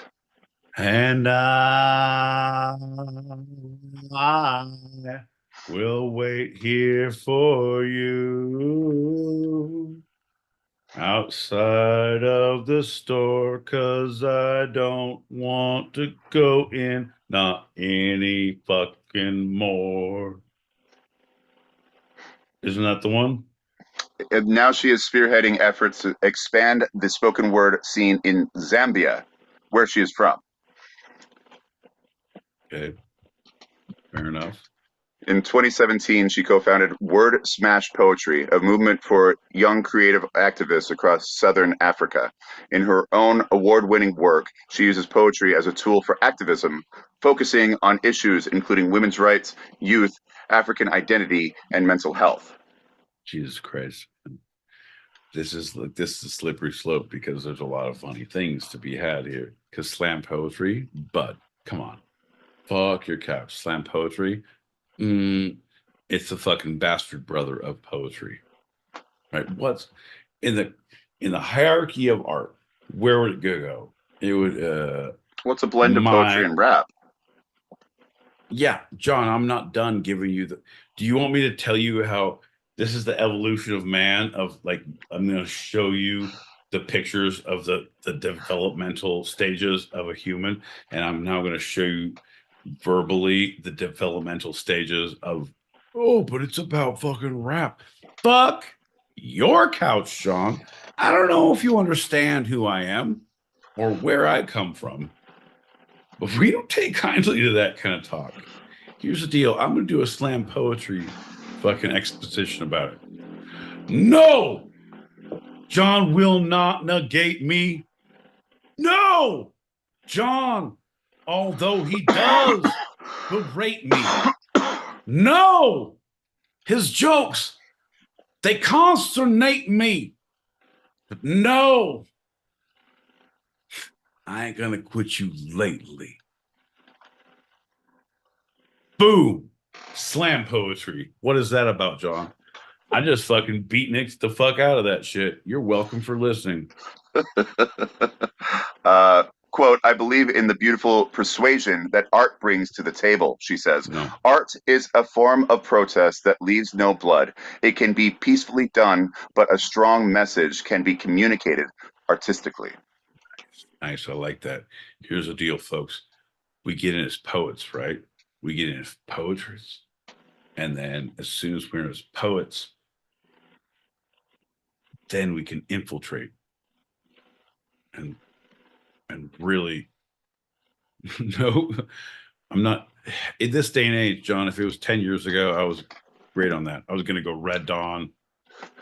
Here's the deal, man. We got to take them down from the inside. We set charges at all the, no, I can't even now. I can't even make those jokes. But you got to go in as poets. See, that's your cover. If you like Mission Impossible 4, you'll love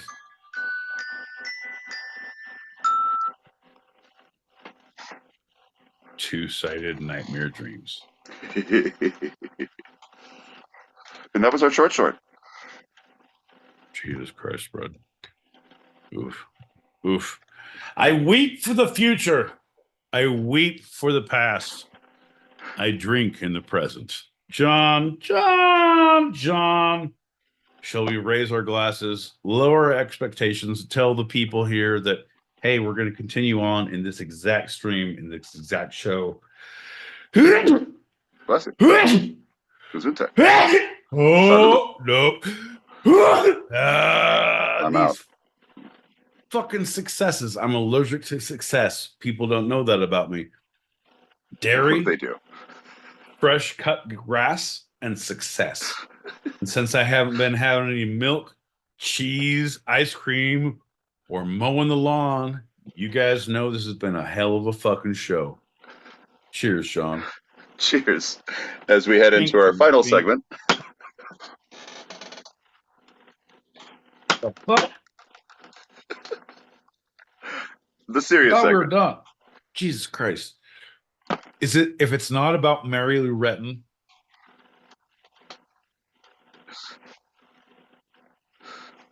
The poetry You of better be quick. Shakespeare. Fuck you. No, I'm you're kidding. not. I'm kidding. I'm kidding. I'm kidding. I'm kidding.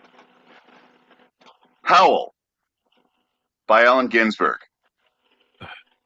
That's what you already did. No. What are you doing? I'm not doing a poem. John, I'm talking about the influential book of poetry and why it's so influential. So this is the learning time. Oh, Jesus Christ. I don't know what the rest of the things we did were, but I feel like I don't want to be here for this. So, all right. Hey, bud, we're doing so good. We're about to get into the fucking green room. I feel like if we can get through this, we can. If you can edit yourself, if I can edit myself. Hey, you don't need to pull the curtain back too much. Just have that in your head. No. There's no curtain back. I'm saying if I edit myself and I say fuck less, and you edit yourself, 24, 48, 64. Like, are you calling a football play? Because that would be a lot cooler if you were just naming off times when people wrote fucking poems. It ain't a curtain, Sean. It's a goddamn reality. Everybody who's anybody knows that this is how it rolls. John. I can't believe we're going to do more shots. On with your poetry. All right, from Time Magazine. Before Allen Ginsberg invoked the ire of authorities with the frank and frequent depiction of sexual acts in Howl, quote, in empty lots and diner backyards, movie houses, rickety rows on mountaintops, in caves, or with gaunt waitresses in familiar roadside, lonely petticoat upliftings, and especially secret gas stations, slip-slopings of Johns in hometown alleys too, unquote. In the valleys, with those gaunt waitresses from the Midwest. God bless my conquests. Fuck yeah, John L. Peacock. John! You're going to read some poetry, and I don't think people or I am prepared. We're like halfway through, and like, is John having Tourette's? Is he having a stroke? What the fuck? From the shores, we will fight you from the seas. To the valleys, one if by land, two if by sea. The British are coming. The British are coming. Like, what is fucking happening, John? All right, let's all recap, folks. John likes to read poetry. We all have to sit through it.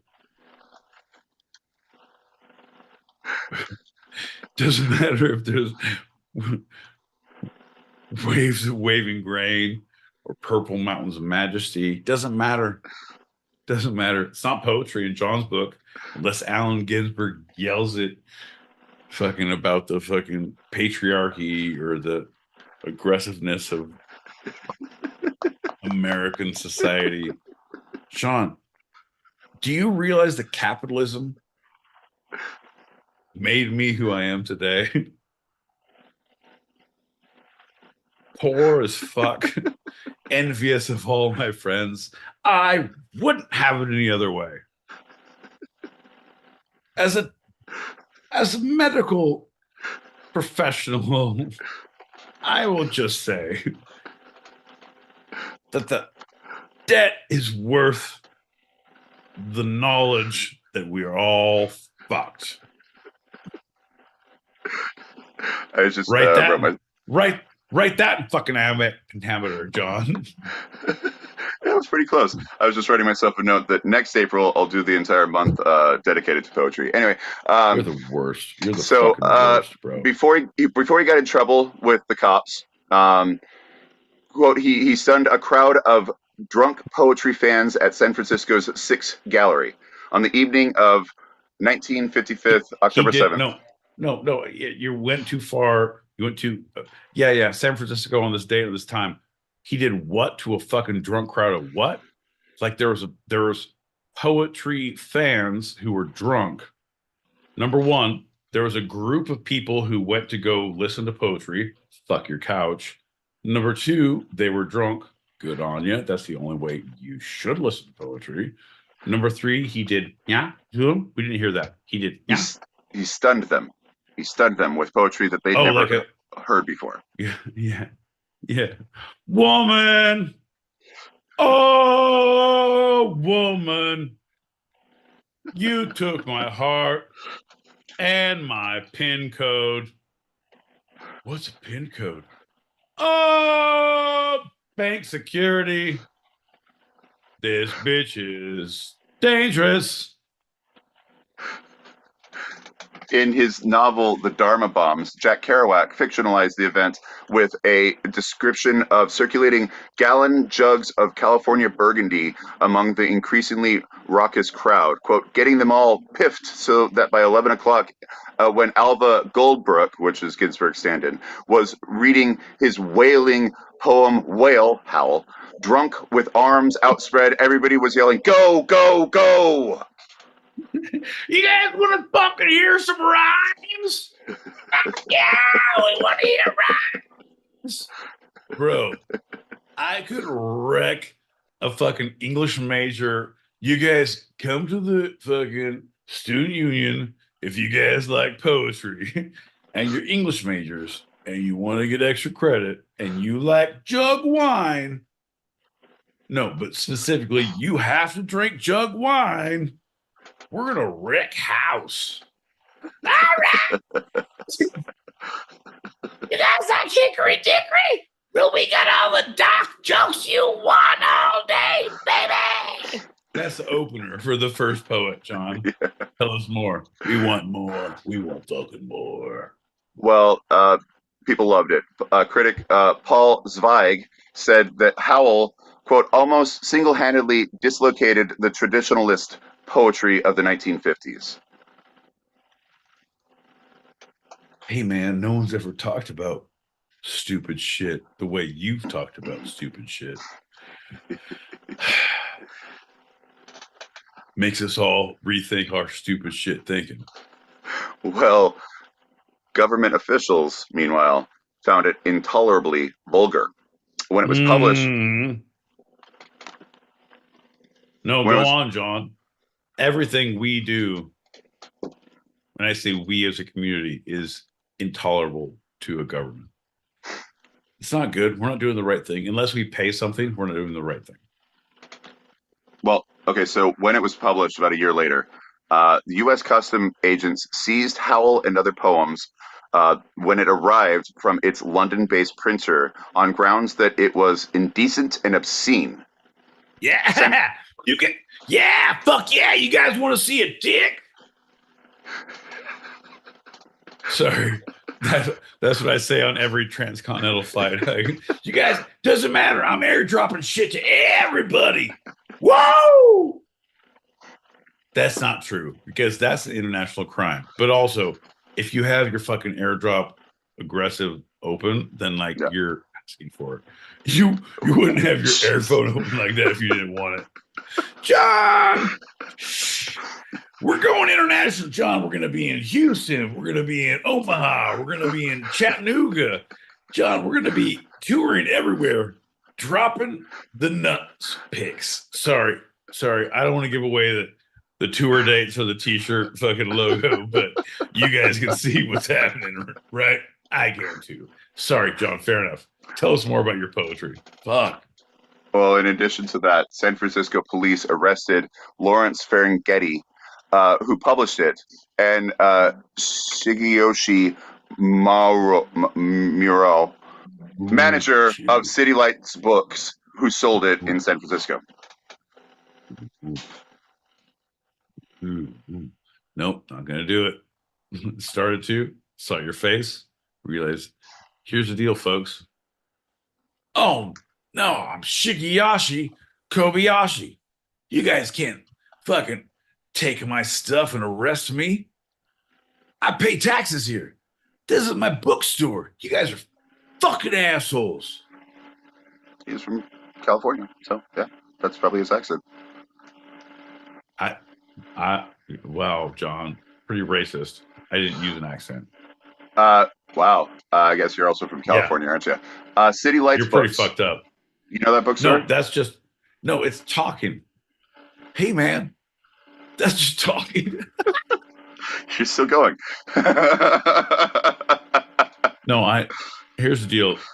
The spoken word actually killed my uncle. So I stopped reading like 15 years ago. So I don't believe in bookstores anymore. Nope. All right, very famous bookstore in San Francisco, City Lights Books. Anyway, within the lines are indignation of autobiographical notes, tones that parade the ideas of Ginsberg. Like on the road, Howell puts forth Allen's lifestyle and that of some of his colleagues on display. Neil Cassidy, who is mentioned in line 48 as whoring through Colorado, is presented as a beautiful youth lying with many strange women in various places. Like the back of a Volkswagen, right? And the front. There's various. Oh, that's an uncomfortable place. It is. Gotcha. The various places. That's in Ladle Creek. Okay, go ahead. Sorry, you're good. So not only was exuberant and unapologetic homosexuality being condoned, but wild heterosexuality as well. Here's the deal, John. When you have to say it like that, like that's still the problem, because there's at this time in life where we are, fucking delicious, I think.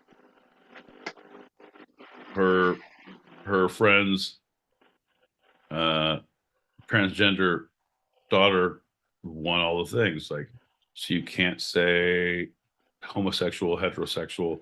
It's just people be fucking. Well, right. I feel like people be fucking is the better term. And this is slightly before the free love sexual revolution, and so this kind of writing was considered highly obscene by the mainstream, and they seized the books, they arrested the people who published it, not Ginsberg for some stupid reason, but the people who published it and sold it. Right. I mean, that's a whole thing, time and a place and a thing, and like whatever. But come on, man. The FCC. You guys, time and place, you guys. So I'm just saying, like, if you're going on a United flight from LAX to JFK, and I airdrop you something, that's poetry, baby. That's poetry. That is poetry, and the FCC has censored it since this event, where they had to go to courts.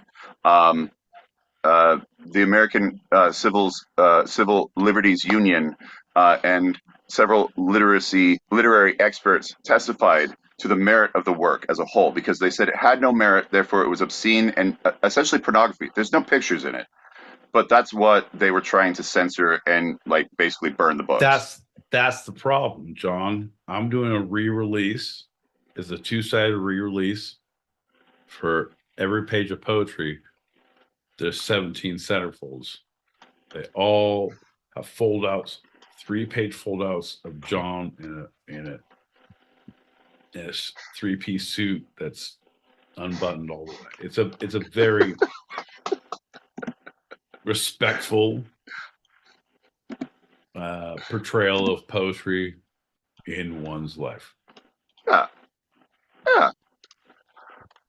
Well, a long trial happened, and they actually ruled in Ginsberg's favor, citing it had redeeming social importance.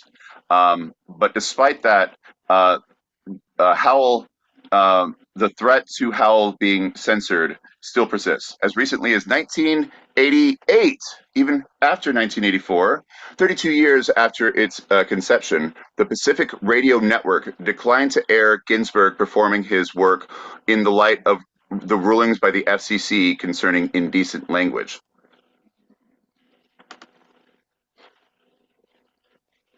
No, well, we're still fighting that whole FCC in the 80s was still the issues we were having with comedy. So poetry, it's still the art, the spoken word. It would be the television. It was anything that was broadcast.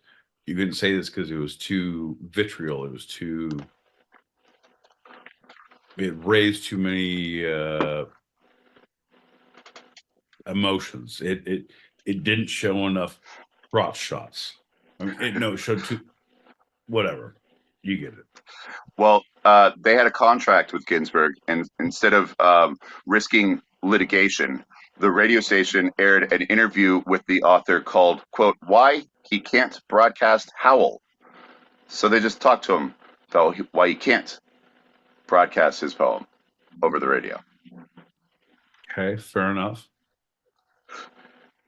I feel like our last show is going to be why I can't continue the show with you anymore, John. And that'll be the conversation. It'll be a 2-hour conversation for the ages. All right. After there were several fines that were levied against CBS and Fox for the Super Bowl, breast exposure, and curse words, Ginsberg was economically silenced. The radio stations could not risk the hundreds of thousands of dollars in penalties that could be accrued by airing the work of social importance. So, boo! Come on now. You're trying to equate Jackson City with a fucking Ginsberg poem. Boo! Fuck your couch, John. Boo! We won't let it stand. Boo! well, this fight against censorship back in 56 and 57 showed 84 or nothing. It's a testament to the importance of the obscenities used in Howl. This poem is a champion of our First Amendment rights and freedom of speech. It's bold, it's confrontational, it bucks against the system in ways that no other published poem had ever done. And when they won, after a newspaper headline read, "Cops don't allow no Renaissance here" in San Francisco, and the court ultimately sided with City Lights, exonerating them, and with Howell and Ginsberg himself, it handed down possibility for The Tropic of Cancer by Henry Miller and D.H. Lawrence's Lady Chatterley's Lover to be published in America when they had never been published before because of obscenity laws for them. Hey, you guys want to look at Fanny Hill? It's a book. It's about a chick getting banged. It's pretty fucking good. Anyway, if you come over here, I got Polaroids of my junk, and I'll show you a dead body for $4. Anyway, thanks, Ginsberg. You're the one who made this all possible. Well, it stopped the slump of no real art coming out in the 50s because of McCarthyism and these stupid censorship laws. And that's why Howl is still relevant today, because the ripple effects, much like Lenny Bruce. There's times in life I get you. I see what you're saying, but I was like, McCarthy was onto something, because I want to censor you. I want to put a fucking black ball on your fucking ability to speak. Like, shut the fuck up sometimes. McCarthyism, it ain't so bad, folks. And that's our take on it. We're the Two-Sided Pod. We're here every Tuesday, 8 p.m. Pacific, 11 p.m. Eastern. That's 4 a.m. Greenwich Mean Sandwich time if you're across the pond, or 7 a.m. if you're in Aloysius, Mauritius. Some people call it, but that's not close to the ocean. Maybe it is. Who knows? John, here's the deal. I think it's time we talk about some of our sponsors. Air MVP. That's right, folks.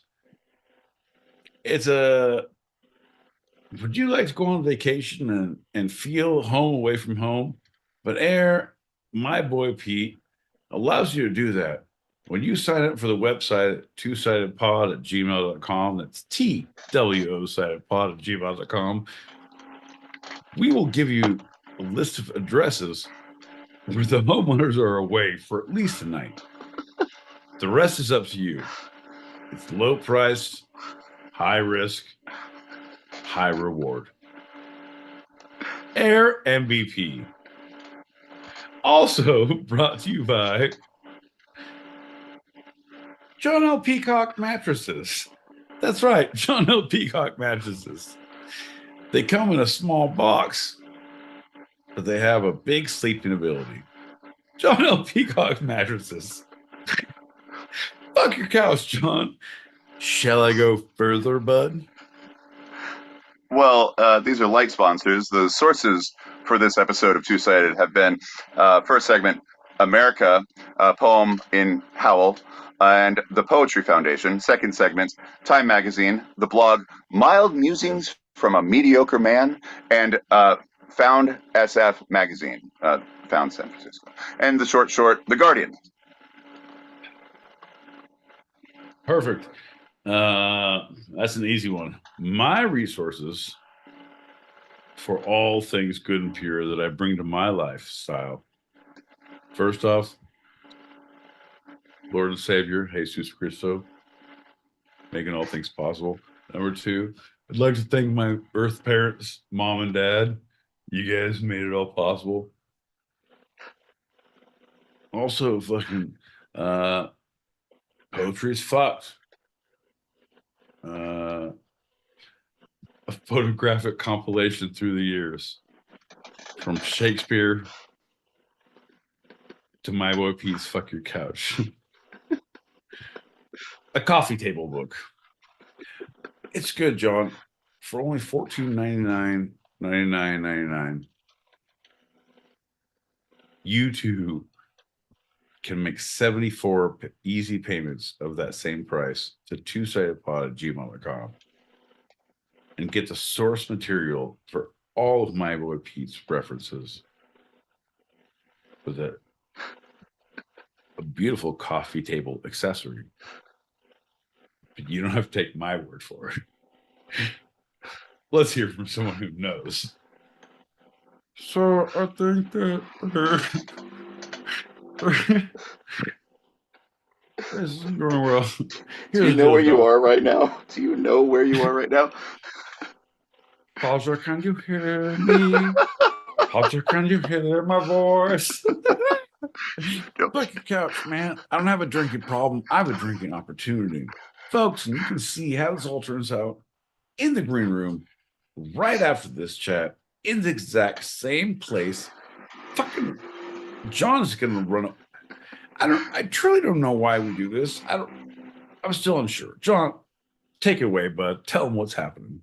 Now it's time for your favorite game and mine. My boy Pete, what's the through line? My boy Pete, what is the through line of this episode?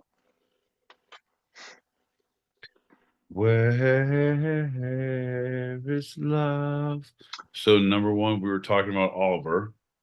America. Does it fall from far above? Oh, we were talking about America.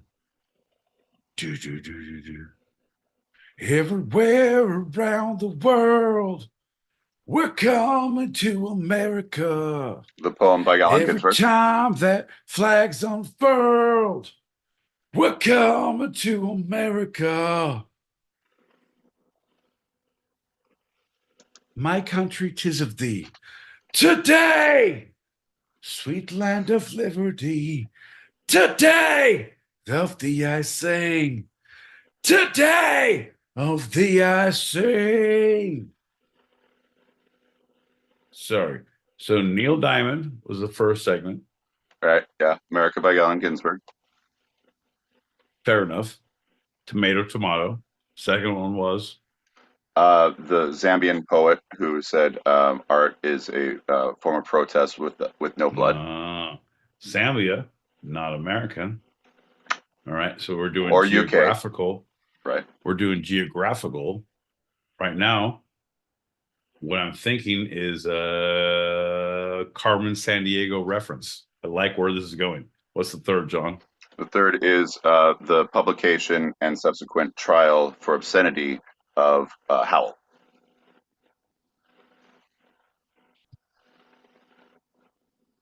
You know that Jim Morrison exposed himself and couldn't go and that was art. Yeah, I do. That's the same thing. So here we go. So we're talking about Neil Diamond, Zambia, and Jim Morrison. Here's the deal, John. The laws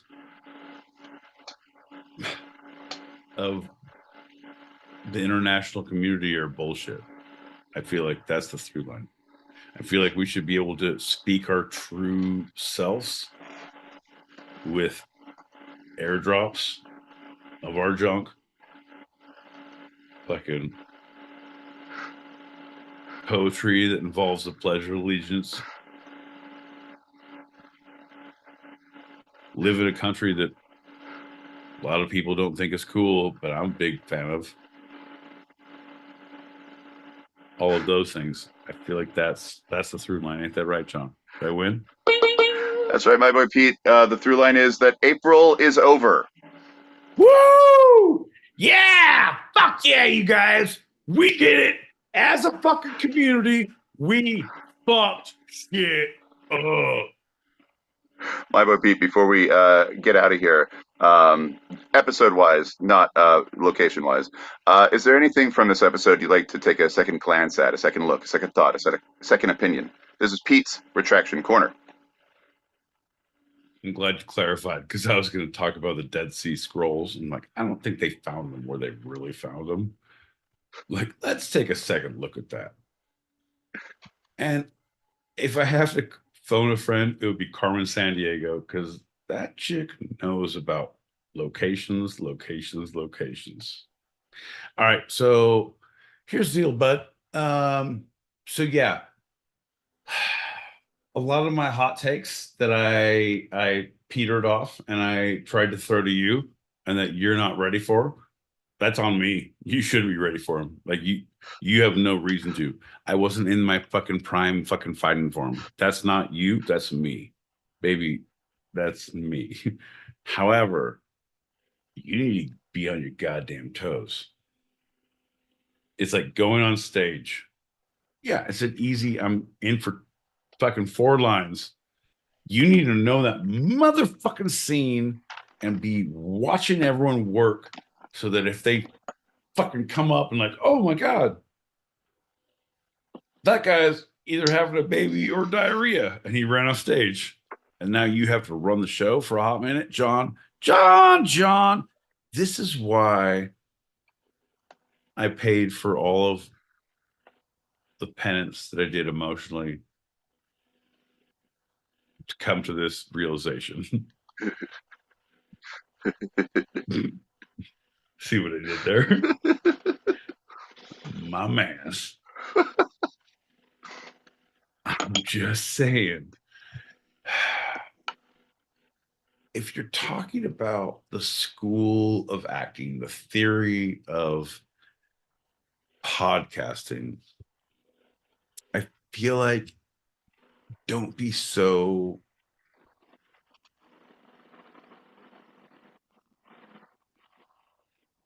stupid.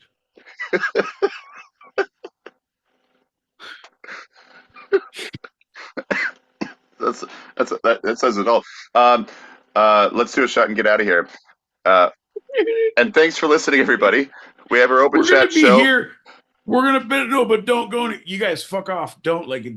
Oh, they're gonna be done. No, we're not. We're gonna be here like luggage, like fucking chlamydia. You're not gonna get rid of us. Herpes. Oh, John's like herpes. We're gonna pop up We call it a flare up in the green room right after this. Stay here. Don't fucking go anywhere. John's going to give a little, and then stay here. You ready? John. And 2, 3, 4, go. Well, thanks for listening, everybody. We have our open chat show continuing for those listening live on the Stereo app and watching us on YouTube right now. So if you are hearing this live, regardless of the platform, stick around. And if you are hearing later and want to join us in the green room for our after show wind downs, or want to throw some topics out there, email twosidedpod@gmail.com. That's TWO, sidedpod@gmail.com. Cheers to you, brother. Or if you've ever had an alien encounter, want to talk about it, if you've ever fucking had a haunting experience, fucking call us. That's TWO sidedpod@gmail.com. That's a wrap for tonight. Cheers. Beep, beep, beep. I'm John L. Peacock out in Brooklyn, New York. I'm my boy Pete with great marketing ideas in Southern California. You guys want to see a ghost or a dead body? $4. And this was our show. You can eavesdrop wherever you get your podcasts and even join us live, both on our YouTube channel, handle @2sidedpod, all one word, and the Stereo app every Tuesday, 8 p.m. Pacific, 11 p.m. Eastern, as we talk about the two sides of life, the fun and the serious. 4 a.m. Greenwich, Meanwich sandwich time, or 7 a.m. in the Marianas Trench. Here on Two-Sided. I love you, Pete. Just keeping it real, bud.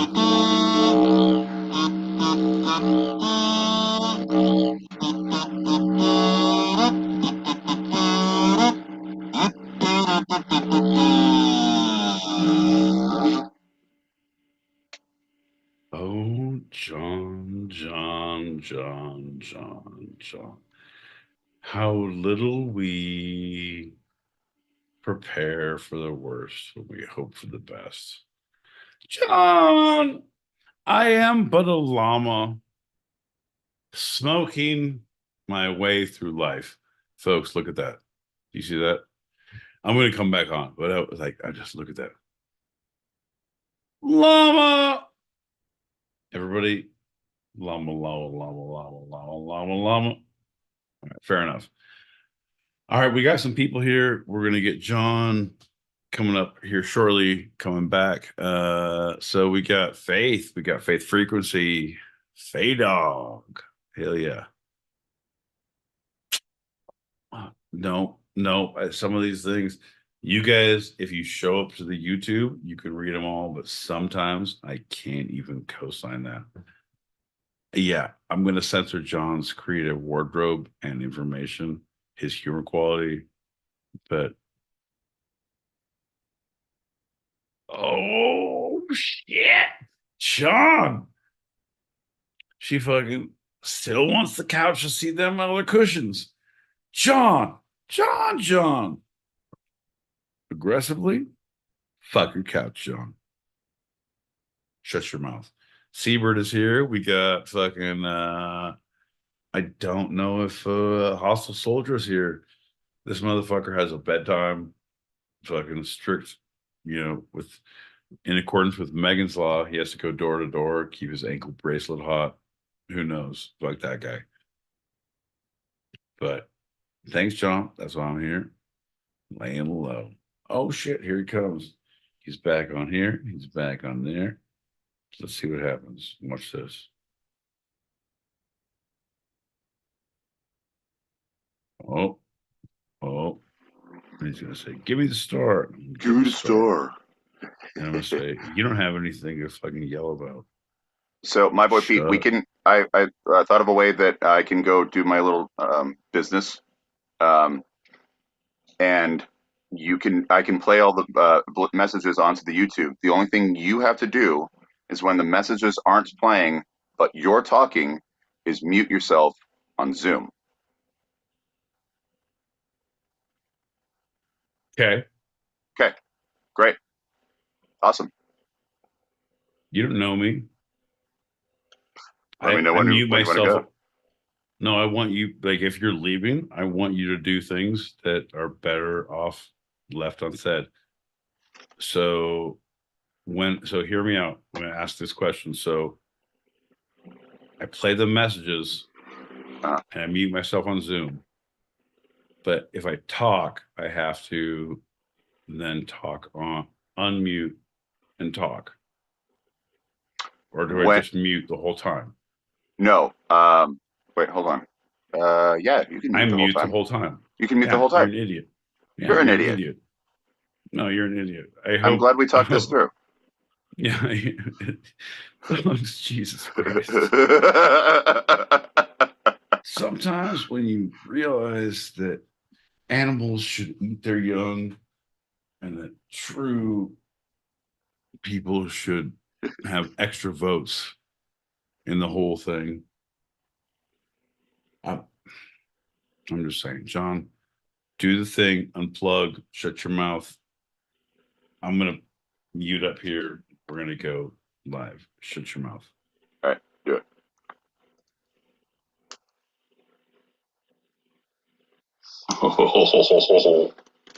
Does that work? All right, fair enough. Let's pop some packets.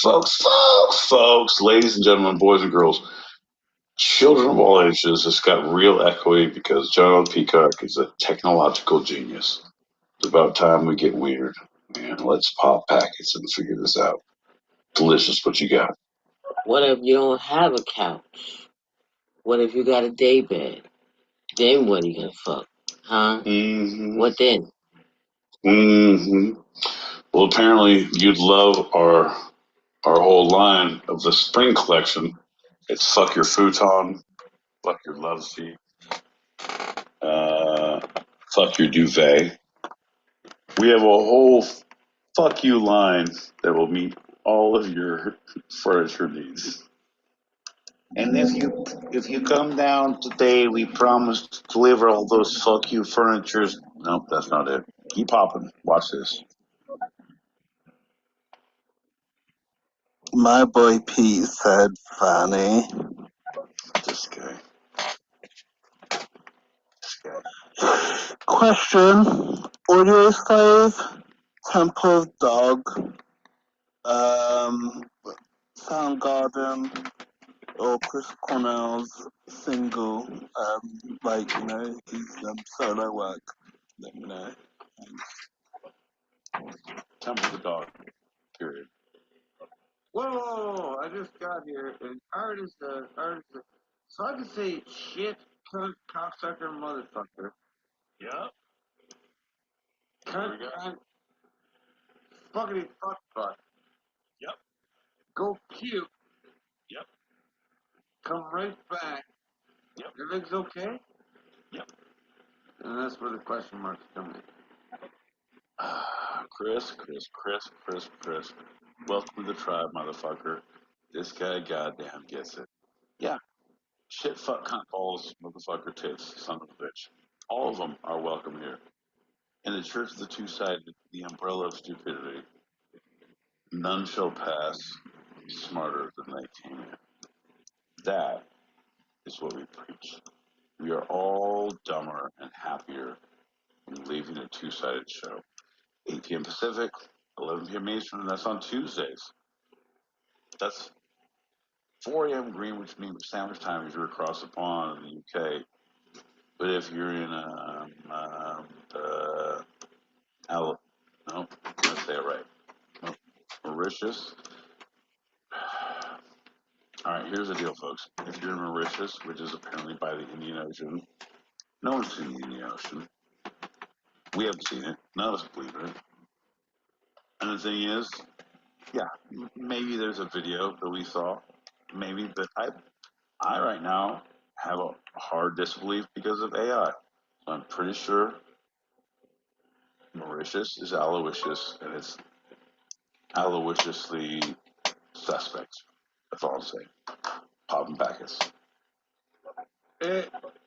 Oh. The shit of it is, it was a time crunch, my boy. It was a time crunch. When your balls are in a sling, they're in a sling. When they're not, in a sling. I guess that they're yours to play with, and then you have freedom.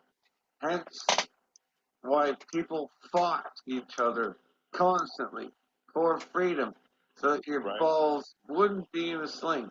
And guess what? Everybody's balls are going in a sling again because we're gonna have to fight for freedom. I don't know.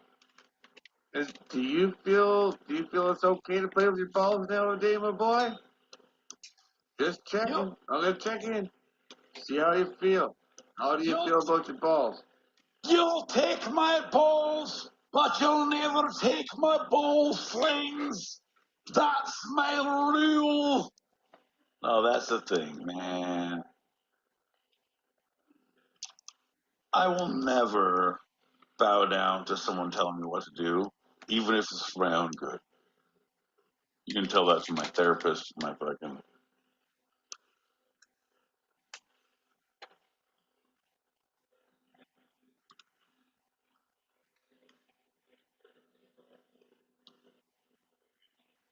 You, yes. No. Unmute.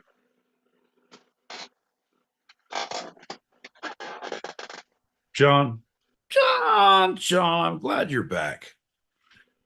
I don't know if you've heard, but a lot of our inquiring minds want to know where your shirts are made and if you buy them in bulk. And if you do, how many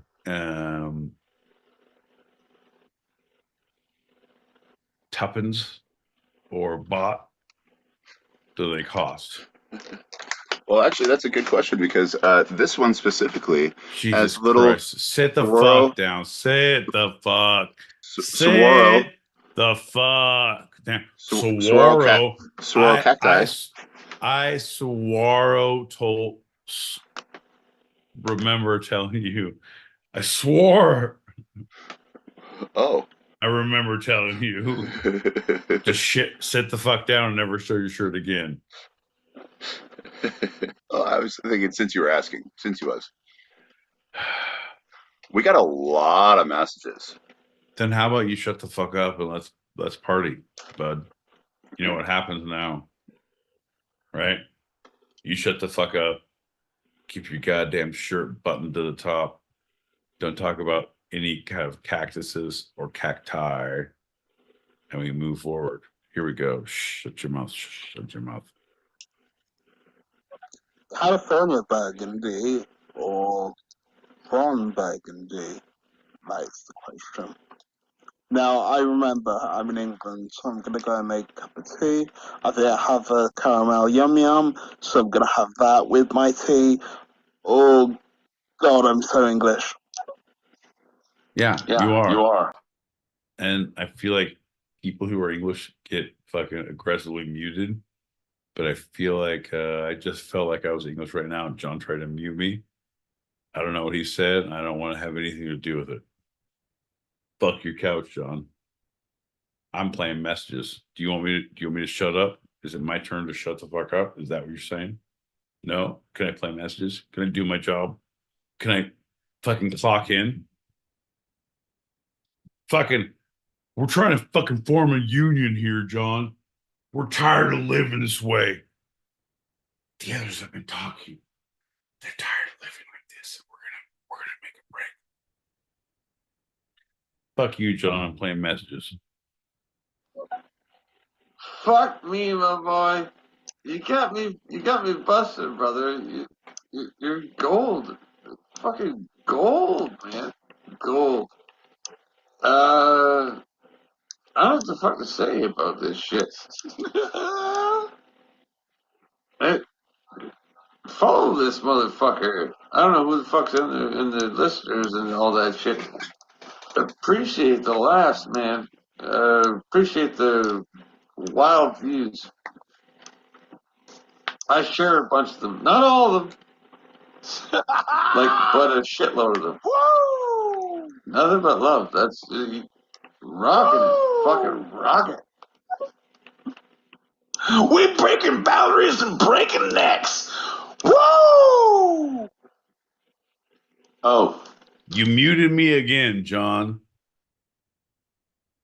Let me go ahead and finish this joke. I'm breaking boundaries and breaking necks.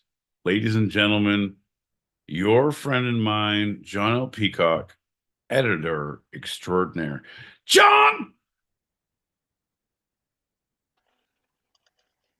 So, as we discussed right at the beginning of the green room, if you're muted on Zoom and the speaker is playing onto YouTube on my end, anything you say is going both onto stereo and to YouTube. So what do you want from me? This is a long list of John, I muted myself when you left. I said, do I need to unmute? You're like, yes, and I did, and then you started muting me. When you're playing messages. When I'm muted and it's going through the speaker, that's when you need to be muted. All right. No, do I so literally I just act like you're gone. I stay muted the whole time. You don't fuck, I hate you so much. Whatever you want. Do what you've been doing the whole time. I have been, but you've been muting me now. But the last you're 2 going seconds. through the speaker on my end, so you're still being heard by everybody. John, shut the fuck up, because I'm doing what I've been doing the last times. So I'm doing that, and now when I start talking, I have a big message in front of my screen that says, "You are muted. Unmute. You are muted." John, shut the fuck up, because you say, do what you're doing. Oh, but ignore the message that's never come up before. You're fine. Yes. So what you're saying is you don't want to unplug and unplug. You want me to do my yes. Fuck you, John. And you'll be heard by everybody. I literally. All right. The problem with that, everything's echoey when we play that, so our whole thing is going to be echoey. The whole thing, my comments, your everything. It's only echoey if you're not muted. No, John. All right, fair enough. Do whatever you're gonna do. I'm not gonna touch my Zoom. You do whatever you're gonna do. You know what? I'm gonna get out of here. I'm gonna get Chris to come in and run the rest of the show, because I can't handle your bullshit. Like, we have done this show for 3 years the exact same way, and all of a sudden tonight you're doing different things. I need you to not do that live tonight. I need you to do what we've been doing collectively, continually, until we talk about it. Yeah? Sure. It was your idea. I just thought it was a great idea, so I wanted to continue it. No, motherfucker. My idea was you to unplug so I could do the show, the whole thing. And now we're doing this. It was for messages. It's not for talking, because it's echoey. Right. Everyone. Right. You're not. Exactly. No. John, have you ever taken a call from anyone on the phone and they're on speakerphone and they're a mile away? No. Your mom speaks on normal phones. Old people you talk to. Fucking all of your bar managers and all the people, they never talk on speakerphone. Oh, really? No. All right. Well, you know what? Here's the deal. I don't know how to work with you at this point to give you a through line. If you hit speakerphone, it sounds like you're echoing. When you listen to the show, not echoing, it's not echoing. It's in a cave. It's you're actively far away from the speaker. You're far away. You're in a cave. It's a speakerphone resonance, right? Okay. So right now, we do not have that. My voice, your voice sound good on a podcast that we're going to put on Spotify, that we're going to have things, that we're going to talk about things and whatever. And your idea is to, I'm going to do a thing of a thing of a thing. And you just keep talking through a speaker. So it'll be very cave-like. It'll be very hollow and far away for what we're hearing for every time you play this on YouTube. Right. But the audio we use is from Spotify or from stereo. I actively and that's not affected whatsoever. You're, you know what? Fuck you, John. I'm gonna let you do, because if you can do this and it's correct, because I have people in Aloysius, Jaunty Aloysius, Maraca, the Marianas Trench, all of the places near Indians with their oceans. Sean, I have people who are spotting this. So if it works, great, fucking great. By all means, great. But we have 7 people watching now on YouTube, which is fantastic. And we're going to start fucking their audio up so that you can record something that you're going to maybe. We're not doing it tonight. We're not doing it tonight. No, let's continue the old format. We're going to continue. Yeah. Then shut the fuck up. Let's go, bud. Yeah. Fair enough. There he is. They say stupid gingers can't be taught. Well, I agree. But this one is beating this submission every fucking Tuesday. Fucking PM Pacific, Eastern, 11 p.m. Eastern, fucking 4 a.m. Eastern. Doesn't matter, John. Fuck your couch. The greatest word I think I've ever come across in my life. I have no idea what this has to do with this, but I just like talking. But the greatest word I've ever learned in my life, retardation. Boo. Now, I'm not saying it in an insulting way. I'll never call anyone that. I'll never do anything like that. But I'm just saying the term retardation, it sounds so smart. So smart. And you just, people just... I will. What do you want from me, John? You're doing hand gestures, doing fucking ASL bullshit. Shut the fuck up. If you want me to do something, fucking put a message in the thing. Don't fucking, and I can't. Shut the fuck up. Jesus. Seems like there's a little bit of retardation happening with our communication, Sean. Man, though, you gotta keep it fresh. That's the premise of shit like Fahrenheit 451. Is that, if you can pay for what I intake, then are you not my master? Away from niggas burning books, remember that. That's what I'm saying. My man, Shades. Fucking keeping it Orwellian. That's what I'm saying. Like there's never, it's a great joke, Sean. No one expects the Spanish Inquisition. But at the same time, it's a ha ha ha ha ha joke. But you then move it forward to these years, and it's like Fear the Walking Dead. Well, the premise for the first 3 episodes was no one expects a zombie outbreak. Like, what do you mean? I was just people like, I don't know. It's not a thing. You don't see fucking zombies in that show until like episode 5. That's stupid. That's not a zombie show. It's good though. It's super good. But I'm saying, man, you got to start looking at it because you're one step away. You're one step away from Fahrenheit 451. You're one step away from 1984. You're 1984. Woo! Look at that shit, John. Fucking full circle. You're one step away because no one expects this shit.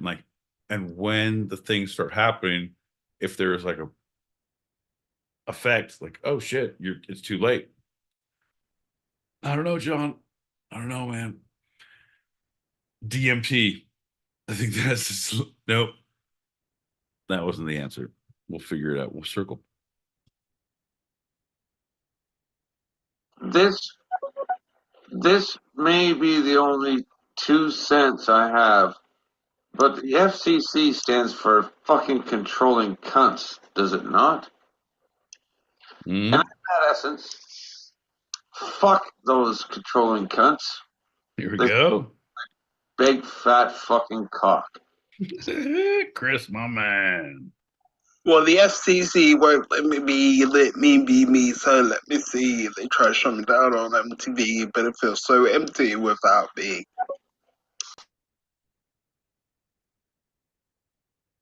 This guy, Fred Durst.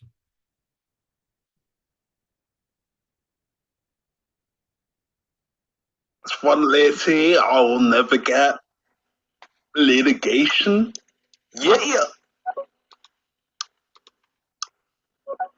You waited this long, so stop debating, cause I'm back, I'm on the rag and ovulating. Know that you got a job, Miss Cheney, but your husband's heart problem's complicating. The FCC won't let me be or let me be me, so let me see. Shutter sent me down on MTV, but it feels so empty without me, so come on and dip, bum on your lips, fuck that, cum on your lips and some on your tits and get ready. This shit's about to get heavy, I just said it on my flat suits. Fuck you, Debbie. Fuck you, Debbie! And I feel like that's what pulled us all together, because everybody has a Debbie in their life. Like, you know what? Yeah, fuck you, Debbie. We're with it. My man Fox. Notice how it's CBS and Fox. I don't see any problems with ESPN. I don't see any problems with let's see, what is it, like the NFL Network. I don't see any trouble with Because you're not looking hard enough, motherfucker. That's the problem. Da-da-dun, da-da-dun. This just in. You're miss fucking educated. Da-da-dun, da-da-dun. Come on, John. No? Okay.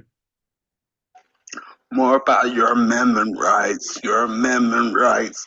What about England? What about Mauritius? The fuck? Aloysius, also Mauritius. In the Marianas Trench we talk.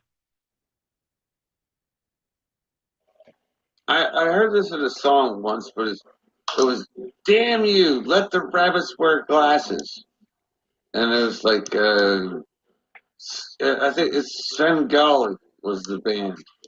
Even the name in itself is anyway. Any douchebag that tries to take the words out of my mouth,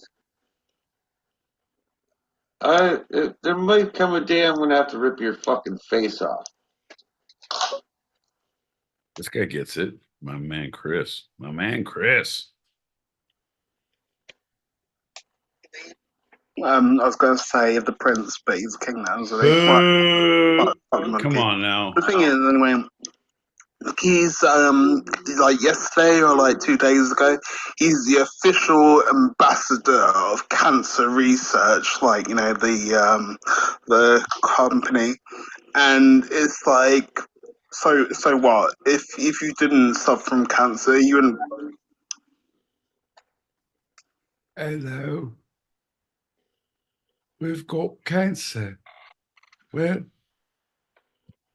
there's options for you moving forward. Hello.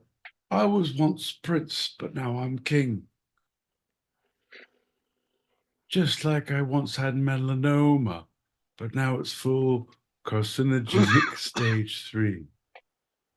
There's options for everybody. You have no idea what he sounds like, do you? I don't know, John. Here's the deal. But I believe I can fly. All people who are British, if they proper sound like this. No, they don't. How does he sound? Is he talk closer. dismal? Oh, sometimes that I had cancer, but all the times then it was melanoma. Well, after the melanoma happened, Can you bring it just down? I got full, after I got melanoma, I got full, is it there? No. Melanoma, ha ha ha ha, la la la. Teas and crumpets. All right, John, I'm ready to go again. Ready? 3, 2, 1. Hello. I once had stage 4 melanoma, which turns out isn't a thing.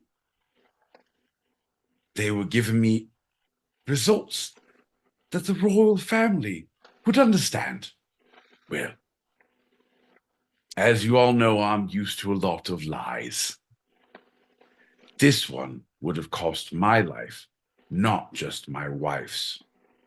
So I took very specific steps. Number one, find a dermatologist. Number two, make sure you have regular checkups. Number three, don't race from photographers in tunnels.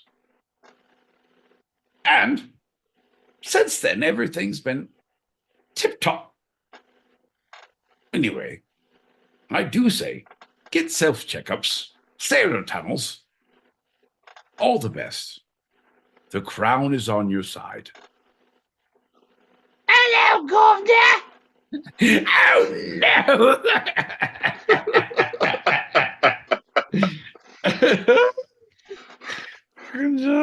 All right, we have over 20, well over 20. So plow through, because when you're playing messages, I can't talk.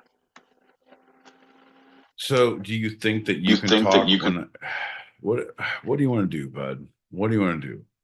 I just say shut the fuck up and like let's go.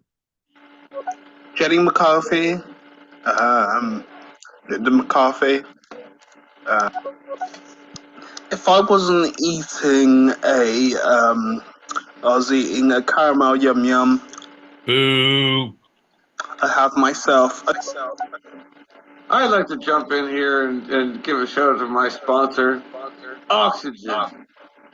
For with you, I wouldn't be able to breathe, and it's convenient that I don't know, they don't even skip Sundays. I don't know what it is. I think they take Sunday off, but Oxygen. Motherfuckers, y'all can't breathe without me.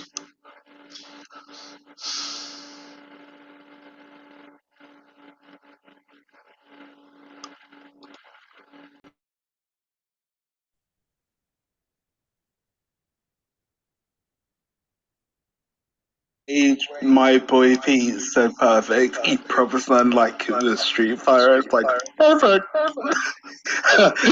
Funny bud.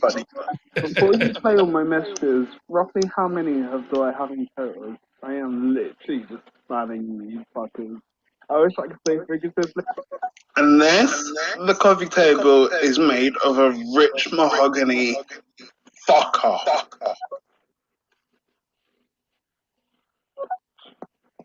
Thank you. We finally got there. I finally felt all of you, my boy.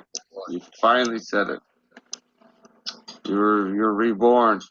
Boom! Boom, baby. Okay, couple of things. Number one, the fact. Shout out to this podcast and the deep breaths that it takes for Pete to express himself. Thank you. I'm watching it real time, you guys, and this show has developed as characters I've seen more tonight than I have seen in a long time, I'm going to say. And I'm not just saying the shirt and the smiles by far. Can anybody else agree? Is there a lucky number 11 of us down in this bitch? Are we, I feel tingly. I'm tingling everywhere. Shout out to the room. I'm feeling foundation-y. Can we do the wave? Let's go. I'm gonna start. Dub, you next? Julie? You Everybody, feeling it, Molly?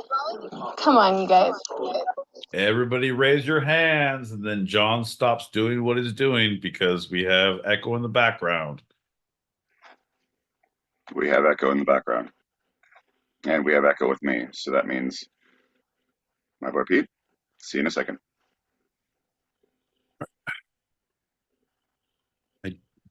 Dude,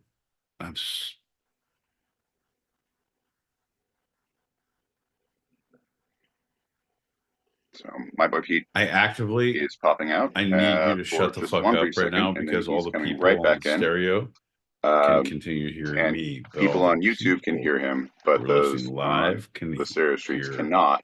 me. And No, he's you just going to me. pop Kill right him out. back in. But John, if you Not even stop doing what you're doing, my all boy Pete, literally what can I agree say? to continue A how man, things are, myth, a legend, everything would be good. But something.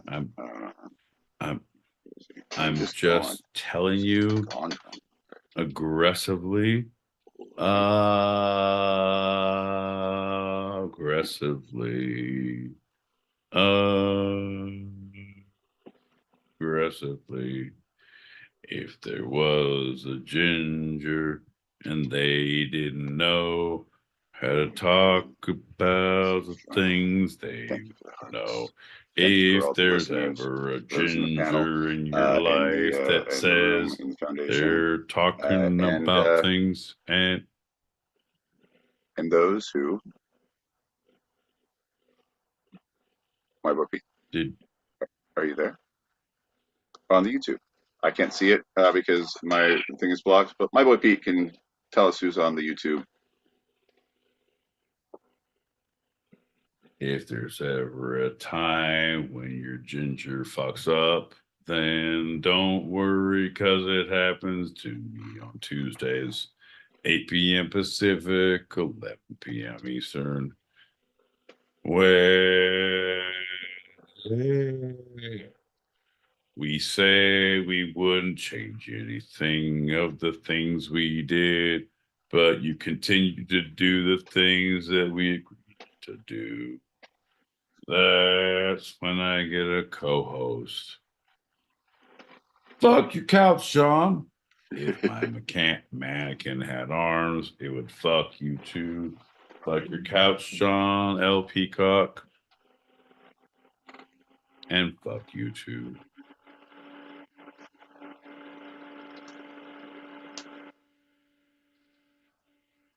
Do you want to play things and The fact my boy Pete gave up on the shout out. On top of being illiterate and can't read, he's got short-term memory loss because how many people have been here for like, yo, give me the star and no go, because you know. All of us. All of us. I recognized Beat Generation and So tonight I will be roasting John and Pete. John, your parents are so excited that you're doing a podcast, but even more excited that your siblings aren't doing one. Pete, you have 3 overdraft fees alone from Uber Eats. Also contested on To Catch a Predator last night on NBC. Pete goes door to door spreading his gospel of gluttony. John prays a dick when his energy's off. Is a groundskeeper at Pepperton Farms. John has OnlyFans for his eyes just to see a little bit more. And Pete texts his girls, "What are we?" fucking Greg, my man Greg. God damn it, bringing it hot. Fucking man.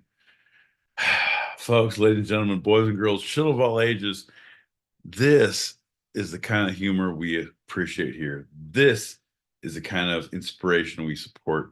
This is what you get when siblings fucking marry. Greg, we're glad you're here, bud. Cheers, my friend. If you really, really want to go off on a tangent about cuss words, just say dickhead, fuckface, cock-smoking, motherfucking asshole, dirty twat, waste of semen, I hope you die. Hey, that's a good one. That is a good one. How random is that? You keep saying that. Nothing's echoing over here, Mr. Pete. Do whatever you're gonna do. I want to do is zoom, zoom, zoom, zoom, zoom, boom. Oh my god! Did you guys cut off the message or what? I mean, shut your goddamn mouth. What? Yeah, fuck Debbie. Who the fuck is she, for Christ's sakes? Right? Christ on the cross, for Christ. Benny. Thank you, Foxy. Thank you. Wholeheartedly. Thank you. Fucking Debbie. Never should have popped her head up. Are you guys not playing my messages? It hurts. Again. Debbie, I don't know who you are. I don't know what you want. But you sound ridiculous. Rest assured you, I have ridiculous set of skills. Skills that I've acquired over a long career. Debbie, I will find you. Even if you don't have my daughter, I will kill you. Here's the deal, Debbie. I will come to your office and I will uncollate everything you have collated.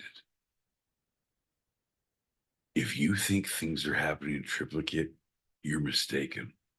I've taken the pink sheet for receiving. You're fucked, Debbie.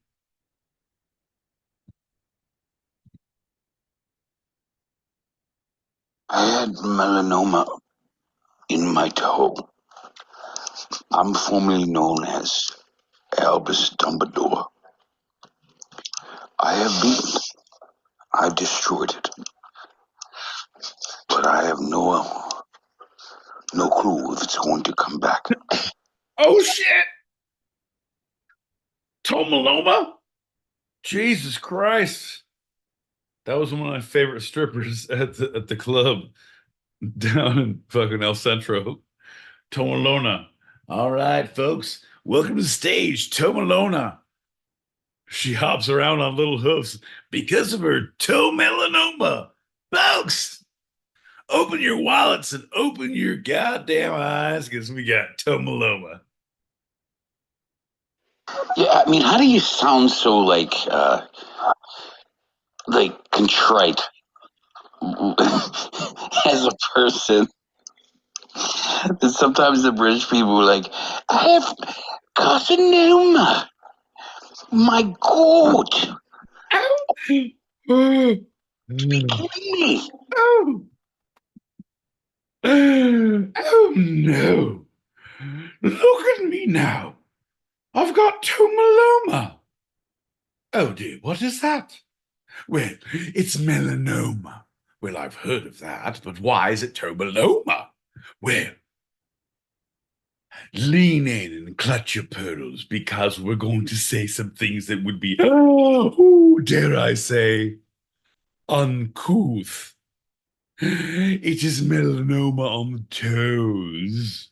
Oh, no, madam, that is tomaloma, and we shall not speak of this anymore. I hope I see you limping to the bridge game next month. If not, good luck with your toe cancer, hussy. Right, Pete, and get that fucking mole in your back checked out too.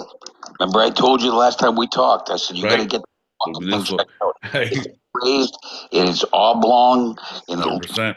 100%. biopsy. Look at it. It's right.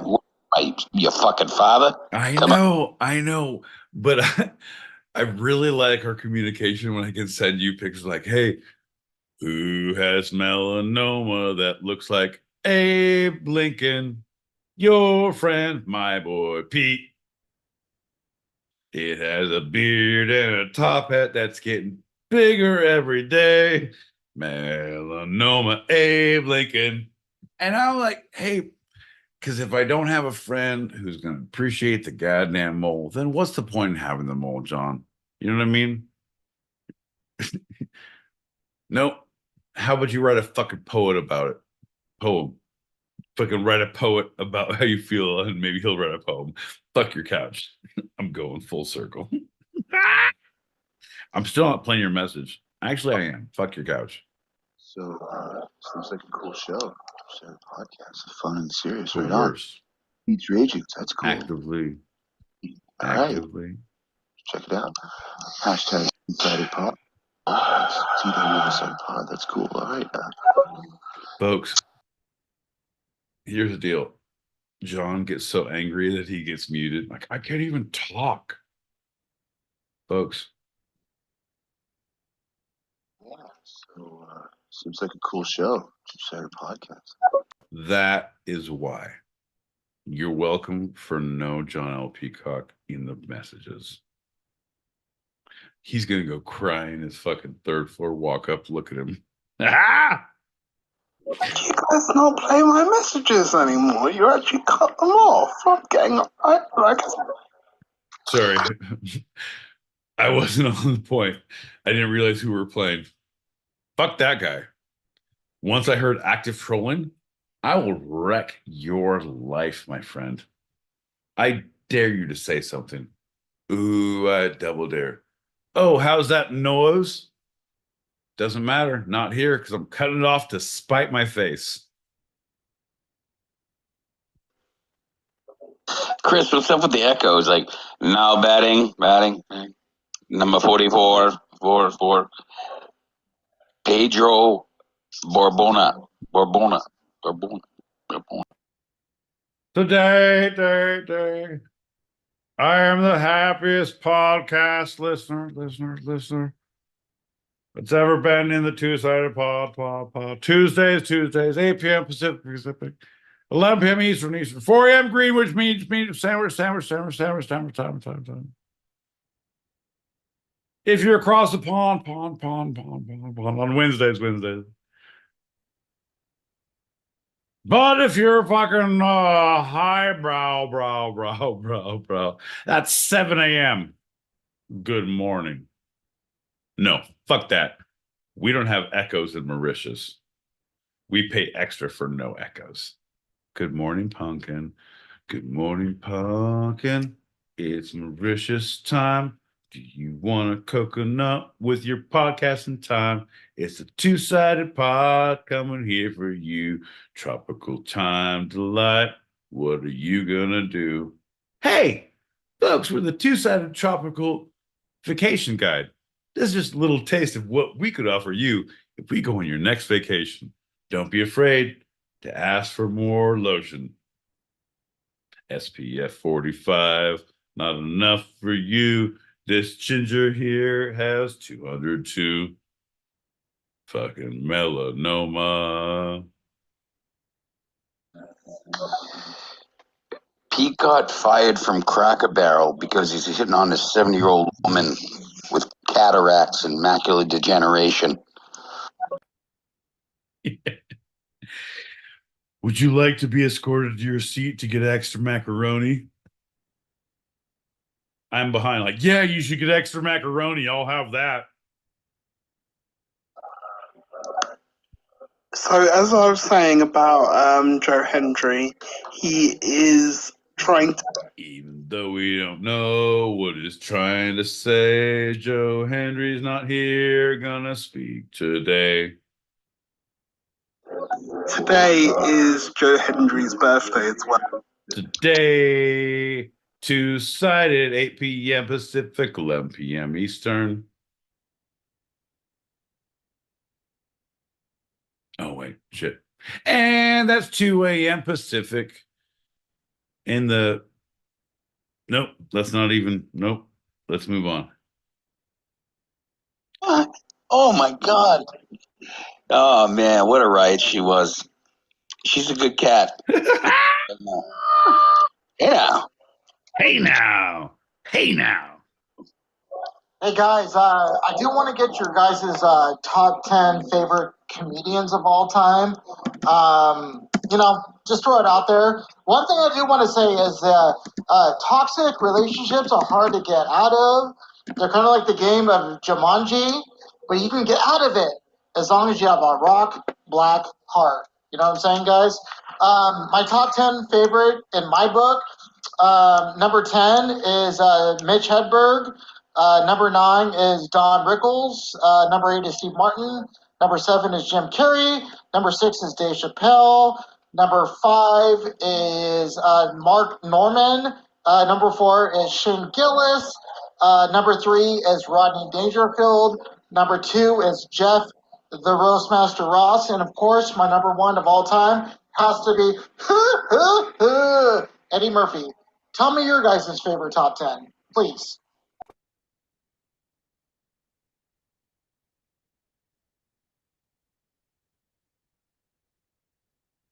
Fucking John, fair enough.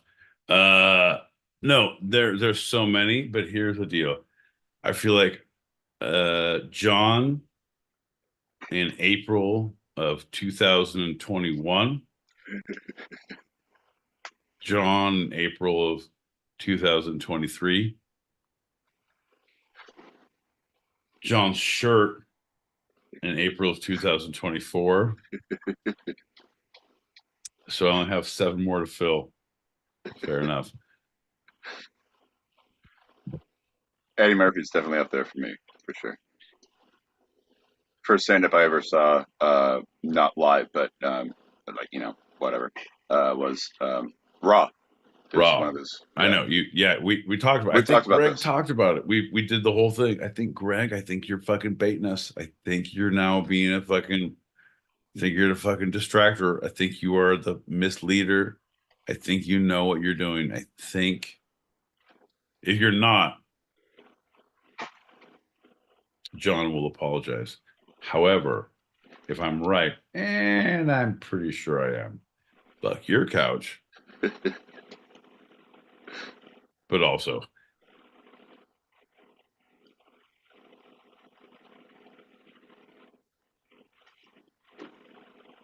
Richard Pryor, Eddie Murphy, George Carlin,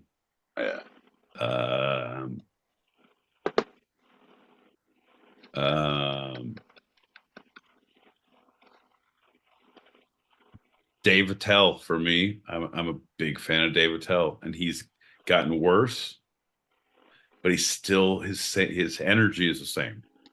And some of he misses a step, but he's still the same thing. He just doesn't get the references, but he's still like, fuck your couch. He's still in. I love that. I fucking love that.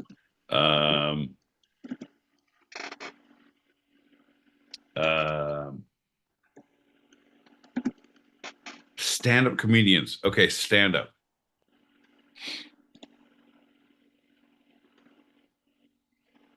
If we're going strictly stand-up,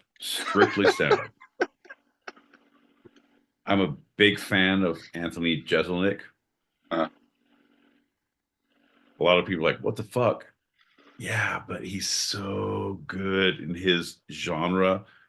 I was like, did you know that the normal person eats 8 spiders when they have dinner at my house? It's so good, bud. It's so good. It's that deadpan, just like you don't see it coming. It's like, because I'm always trying to see the joke. I'm always trying to see where you're gonna go. And his shit is so fucking hard left every time. Like you see a couple of them because you're like, oh, I'm just looking for the worst thing you can possibly say. And yeah, there it is. Yeah. But some of them are like, I don't even see that coming. Great. Bob Saget has some of that energy with his stand-up. Steve Martin. The strange. Bob Saget. I love the weird. Right.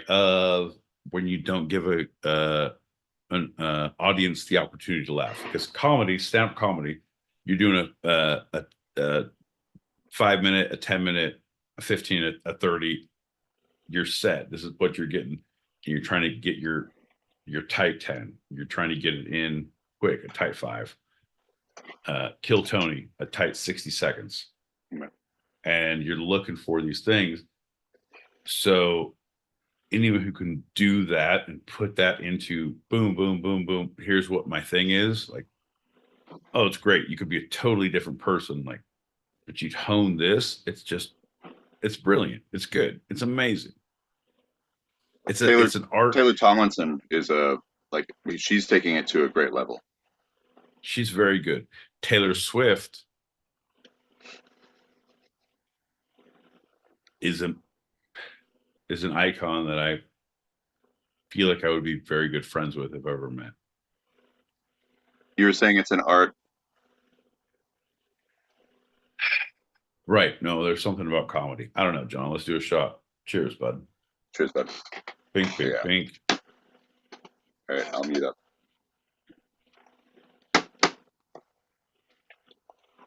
Only a few more, and then we'll. Can't get my head around your thing about melanoma and Tolo. We only have a couple more messages, and then we'll be able to fucking talk. So just hold on. Yeah. John's on sabbatical right now, I think. Okay. Sam. Where the fuck are you? Come on, Peacock, for Christ's sakes. Managgia la Maronna. Right? Hey, what do you mean? No fucking gabagool. God damn it, John. Jesus H tits. Dude, Pete, you just made him sound like fucking Napoleon Dynamite. Hey, Napoleon, what are you going to do today?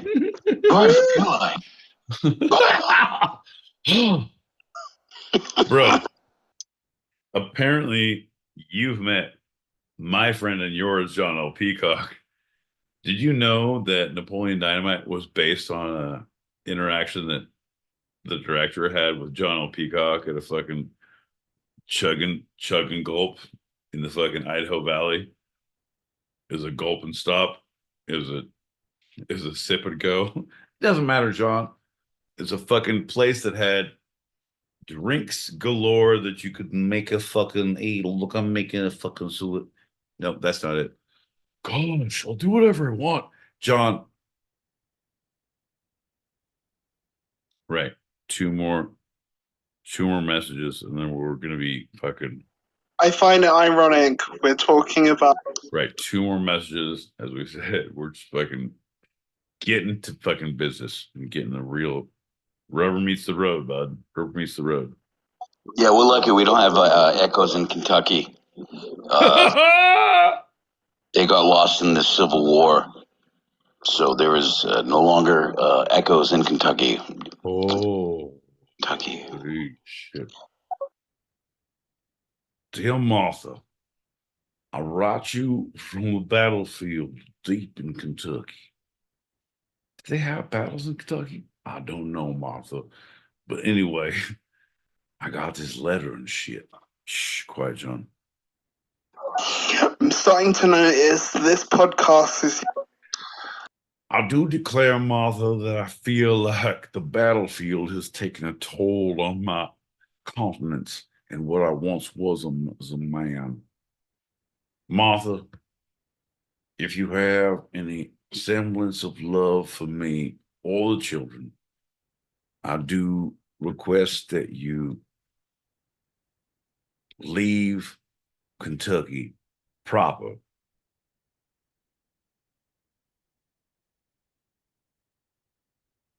Move to California, Black Gold, Texas tea, Martha. I don't know if you're familiar with Jed Clampett and his family, but they are onto something. Yours in the war, Martha's husband. Point of fact, Muse, who the fuck is Joe Henry? Is that like a biblical character or a folk lore character or just somebody you made up? I have no idea who that is. Joe Henry, where do you now lie?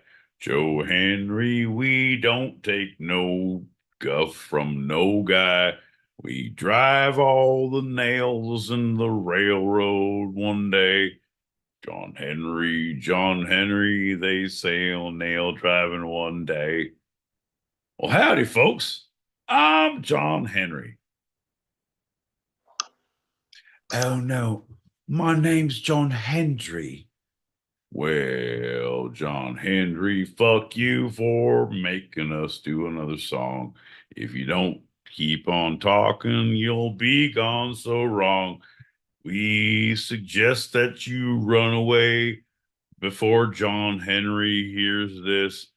He has a big hammer and he gets really pissed. Thanks, John. That was pretty good. Crickets. Complete crickets after that last message. I'm not going to name off my top 10 fucking comedians. Right? It's a lot. It's a lot. Seriously? Right. My buddy Ted from down the block, that guy is fucking hilarious. And I feel like comedians, like, yeah, you have your goats, but if you go to comedy clubs, if you smoke a lot of weed on the block, if you're just hanging out, you'll see some funny motherfuckers. Like, and oh my God, that's the funniest motherfucker I've seen this week. But are you gonna do anything with it? No, but if I roll up fucking 2 grams, I'm gonna fucking see it again. That's why my favorite stand-up comedian of all time is your friend and mine, my partner in crime, my podcast co-host, my boy Pete. Boo, fuck your couch, Sean. No one likes pandering. You're not gonna get a raise. We've talked about this. All of us, the two-sided pod, realize that your shit doesn't fly for the raises.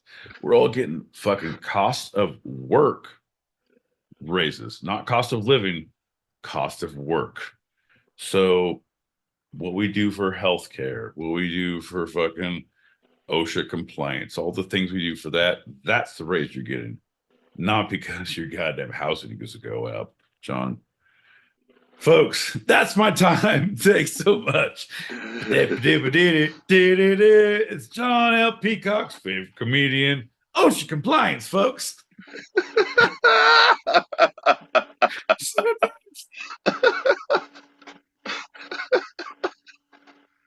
So getting so close, man. We only have a couple messages. Like literally like three, four. You ready? I can burn through these. Watch this. The fact you're all sleeping over. Like 4, like maybe 3 messages. I'm gonna burn through these. Watch this. Bill Hicks, Sam Kinison, Dave Attell, Rodney Dangerfield, Dave Chappelle, Louis C.K., Yeah. Bill Burr, Norm Macdonald, George Carlin. Jesus Christ. He's concise. He's clean, like a goddamn Thai lady boy. That's what we like about Dub. He's John, high and tight, like the tourists like. John, sorry, I don't mean to go off reservation, but we like that stuff, right? Dubs, shut your mouth. You don't need to talk. We all understand that you're in for a penny in for a pound. So I have to say George Carlin, Eddie Murphy, Richard Pryor, Gabriel Iglesias. Yeah, Fluffy's good. She's funny. Eliza. Eliza Schlesinger. Eliza Glazer. I mean, it's a pretty solid list. I would add, I can't think of his name.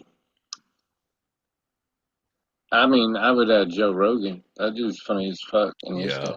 Oh, yeah. Yeah. I'll be honest. Yeah. He fucking is. I don't Jimmy like him. Carr's all right. Jimmy Carr. Yeah. Do you out of time? Okay, bye. The 100%. That's the thing is like comedians versus like, oh, I like their music, but I don't like their stances a lot of times. Like Joe Rogan's good. Like his podcast is good, but some of his shit is fucking goddamn, you are off the wall. You are a lot, bro. But your stand-up, unbelievable. Michael Jackson, love your music. Love it. Fucking beat it. Don't mind if I do. Thriller, haven't seen one since. But your choice in extracurricular activities, don't know if I can co-sign that. You know what I mean?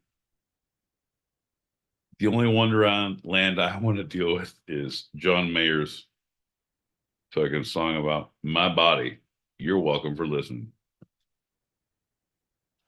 You know, one of my favorite comedian, I guess you'd call it, because you have to be, politically correct, is Kelly Clarkson. 'Cause she's a fucking joke. But what? What? From Justin to Kelly is one of the best cinematic features you will ever have the privilege of watching. Because I'm just saying, Kelly is a star, but Justin Guarini, he pulls his own weight. Like, he does a lot of fucking heavy lifting. Kelly doesn't need to do nothing. She's right there for, God damn it, Kelly Clarkson. Oh, hello. Thank you. Yes, very much. You can call me Uncle Daddy, Uncle Pete with her. Not a problem. I'm saying I don't want to marry into a family unless Clarkson is the last name. I'll take your goddamn name. Well, what's your name? My boy Pete Clarkson. I have a giant fucking Ford F-750 where I hit a button and my chair revolves around. If I don't want to, like, cops like, we need your license registration, like, and the chair revolves around.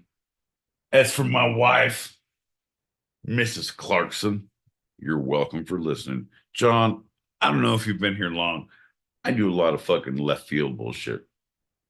Shh, quiet. Here we go. Yeah, mother. I'll leave you with this.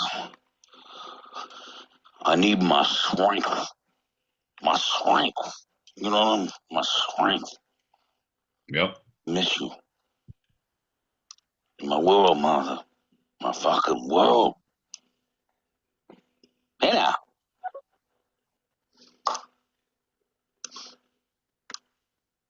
I thought you all say Joe Henry. Joe Hendry. I didn't hear what Benny's last. I understand strength, like it's an F, but it was like, I'll play that one more time. You know what?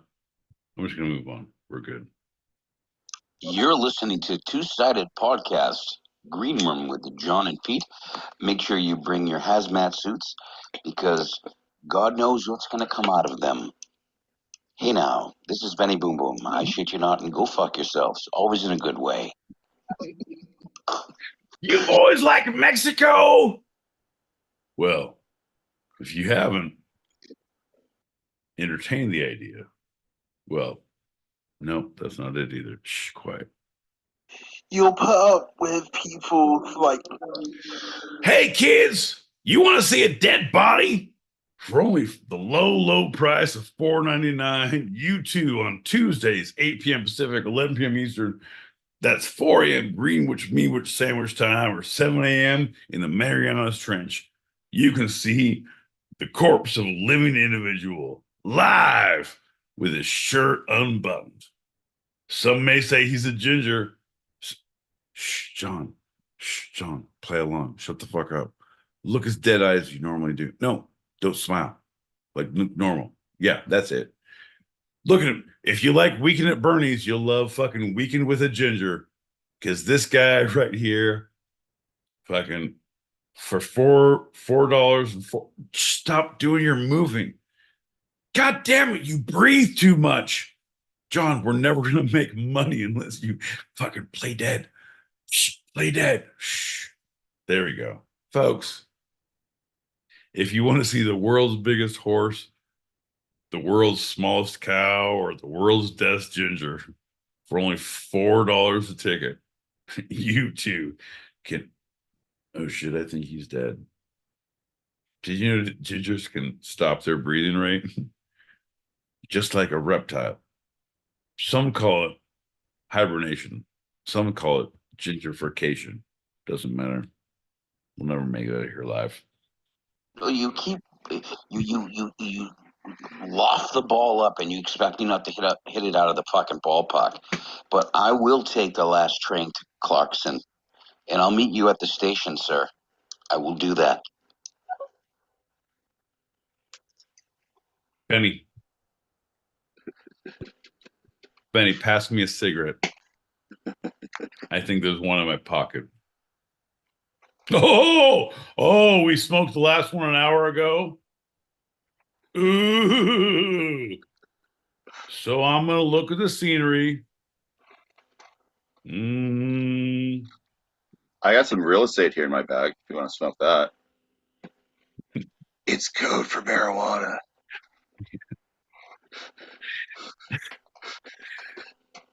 It's a man in the lavender cap with the I think but John, hum me a few bars. I can dance my way into it. Laughing on the bus, playing games with the faces. You say the man in the gabardine suit was a spy. I said, be careful, his bow tie is really a camera. Look at the Marianas Trench. It's almost 9 a.m. there. Oh, wait. That's what a spy would say. If you're a cop, John, you got to tell me if you're a cop. That's a fact. I'm not a cop. I actually don't have to tell him. This is bullshit.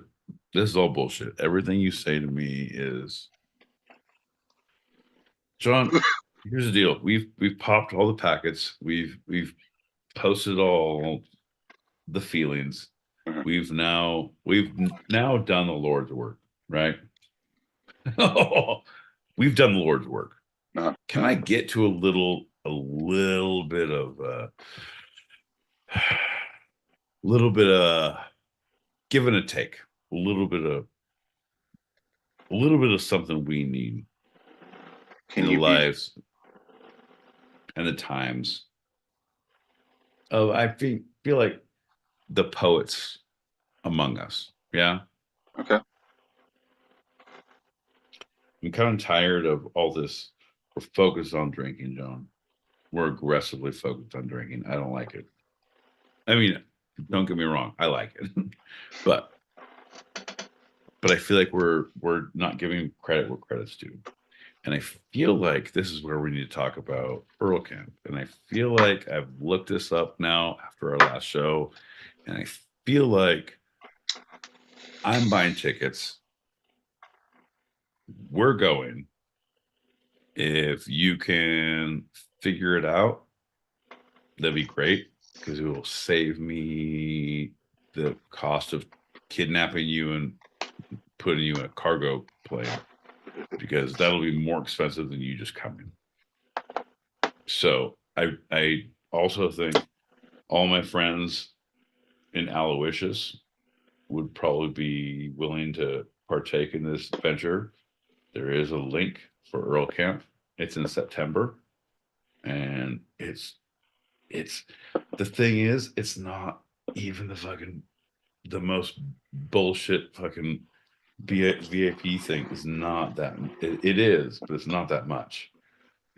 And we don't want the VIP. We want to be ticketed, and we want to be, here's the thing, and let's go and do it with our people, right? We want to be with our fucking people. We want to be where the people are. Asking my questions and say, hey, where's that concentrate? How does this fucking dab rig work? And hey, can I borrow your torch? I think I'm stoned. This shit is hot. I think I'm pretty fucking stoned now. I'll be back at my camp. John's still asleep. It's 11 a.m. That's an inside joke, inside baseball. Anybody who knows anybody about Earl Camp knows John doesn't wake up, get anything done before fucking 4:15. Yeah. He's an anti-farmer.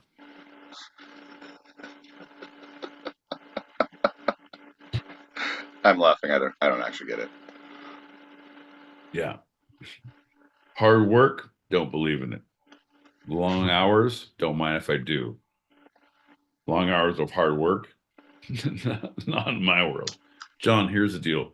What I'm saying to you is it's time to shut the fuck up and smoke a little weed. I feel like we've earned it. I feel like we've been personable. I put up with your bullshit. You've entertained my stupidity. We haven't heard from Use Lover like at all. So one of our things, we're gonna do a neighborhood watch. Fucking, hey, have you seen this Muse? Because if you have, make sure you report, like, and subscribe. Hit the alert button if you see this fucking wandering Muse lover. You want to hit that last packet and do a shot, get out of here?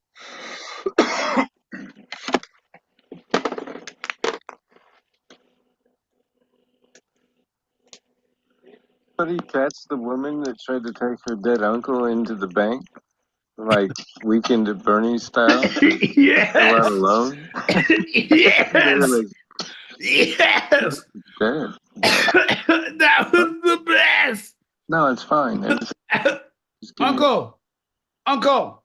Did you all catch that? Uncle. That was amazing. It was the best. Humanity never lets me down. It was the best, bro. Here's the deal. Let me go ahead and run it back for the people who don't know. Let's go ahead and give a little fucking.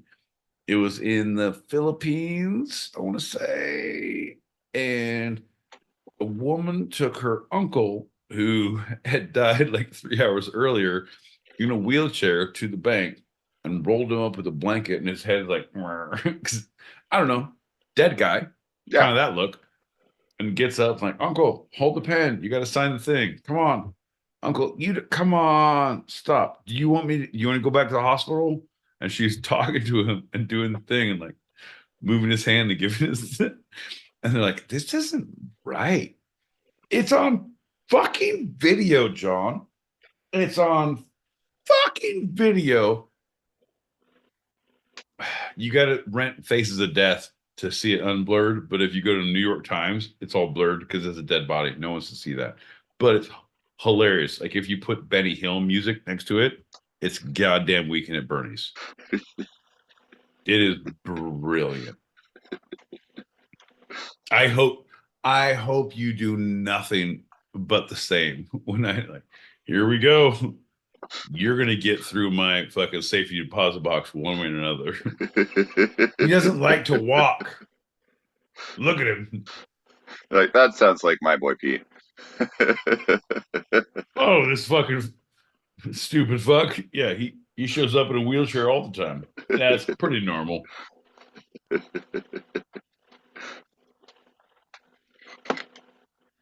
What more?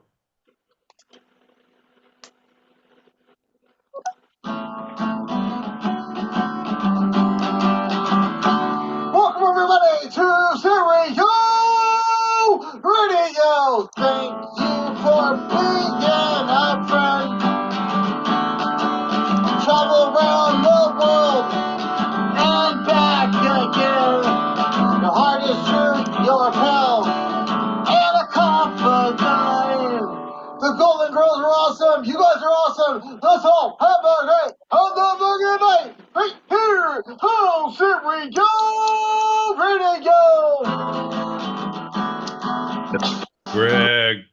Greg. My man. And if you threw a party and invited everyone you knew, you would see the biggest drugs would be from me, and the card attached would say, don't do these cokes lines with thank you for being a friend. If you're a cop, you have to tell me it's the law, do.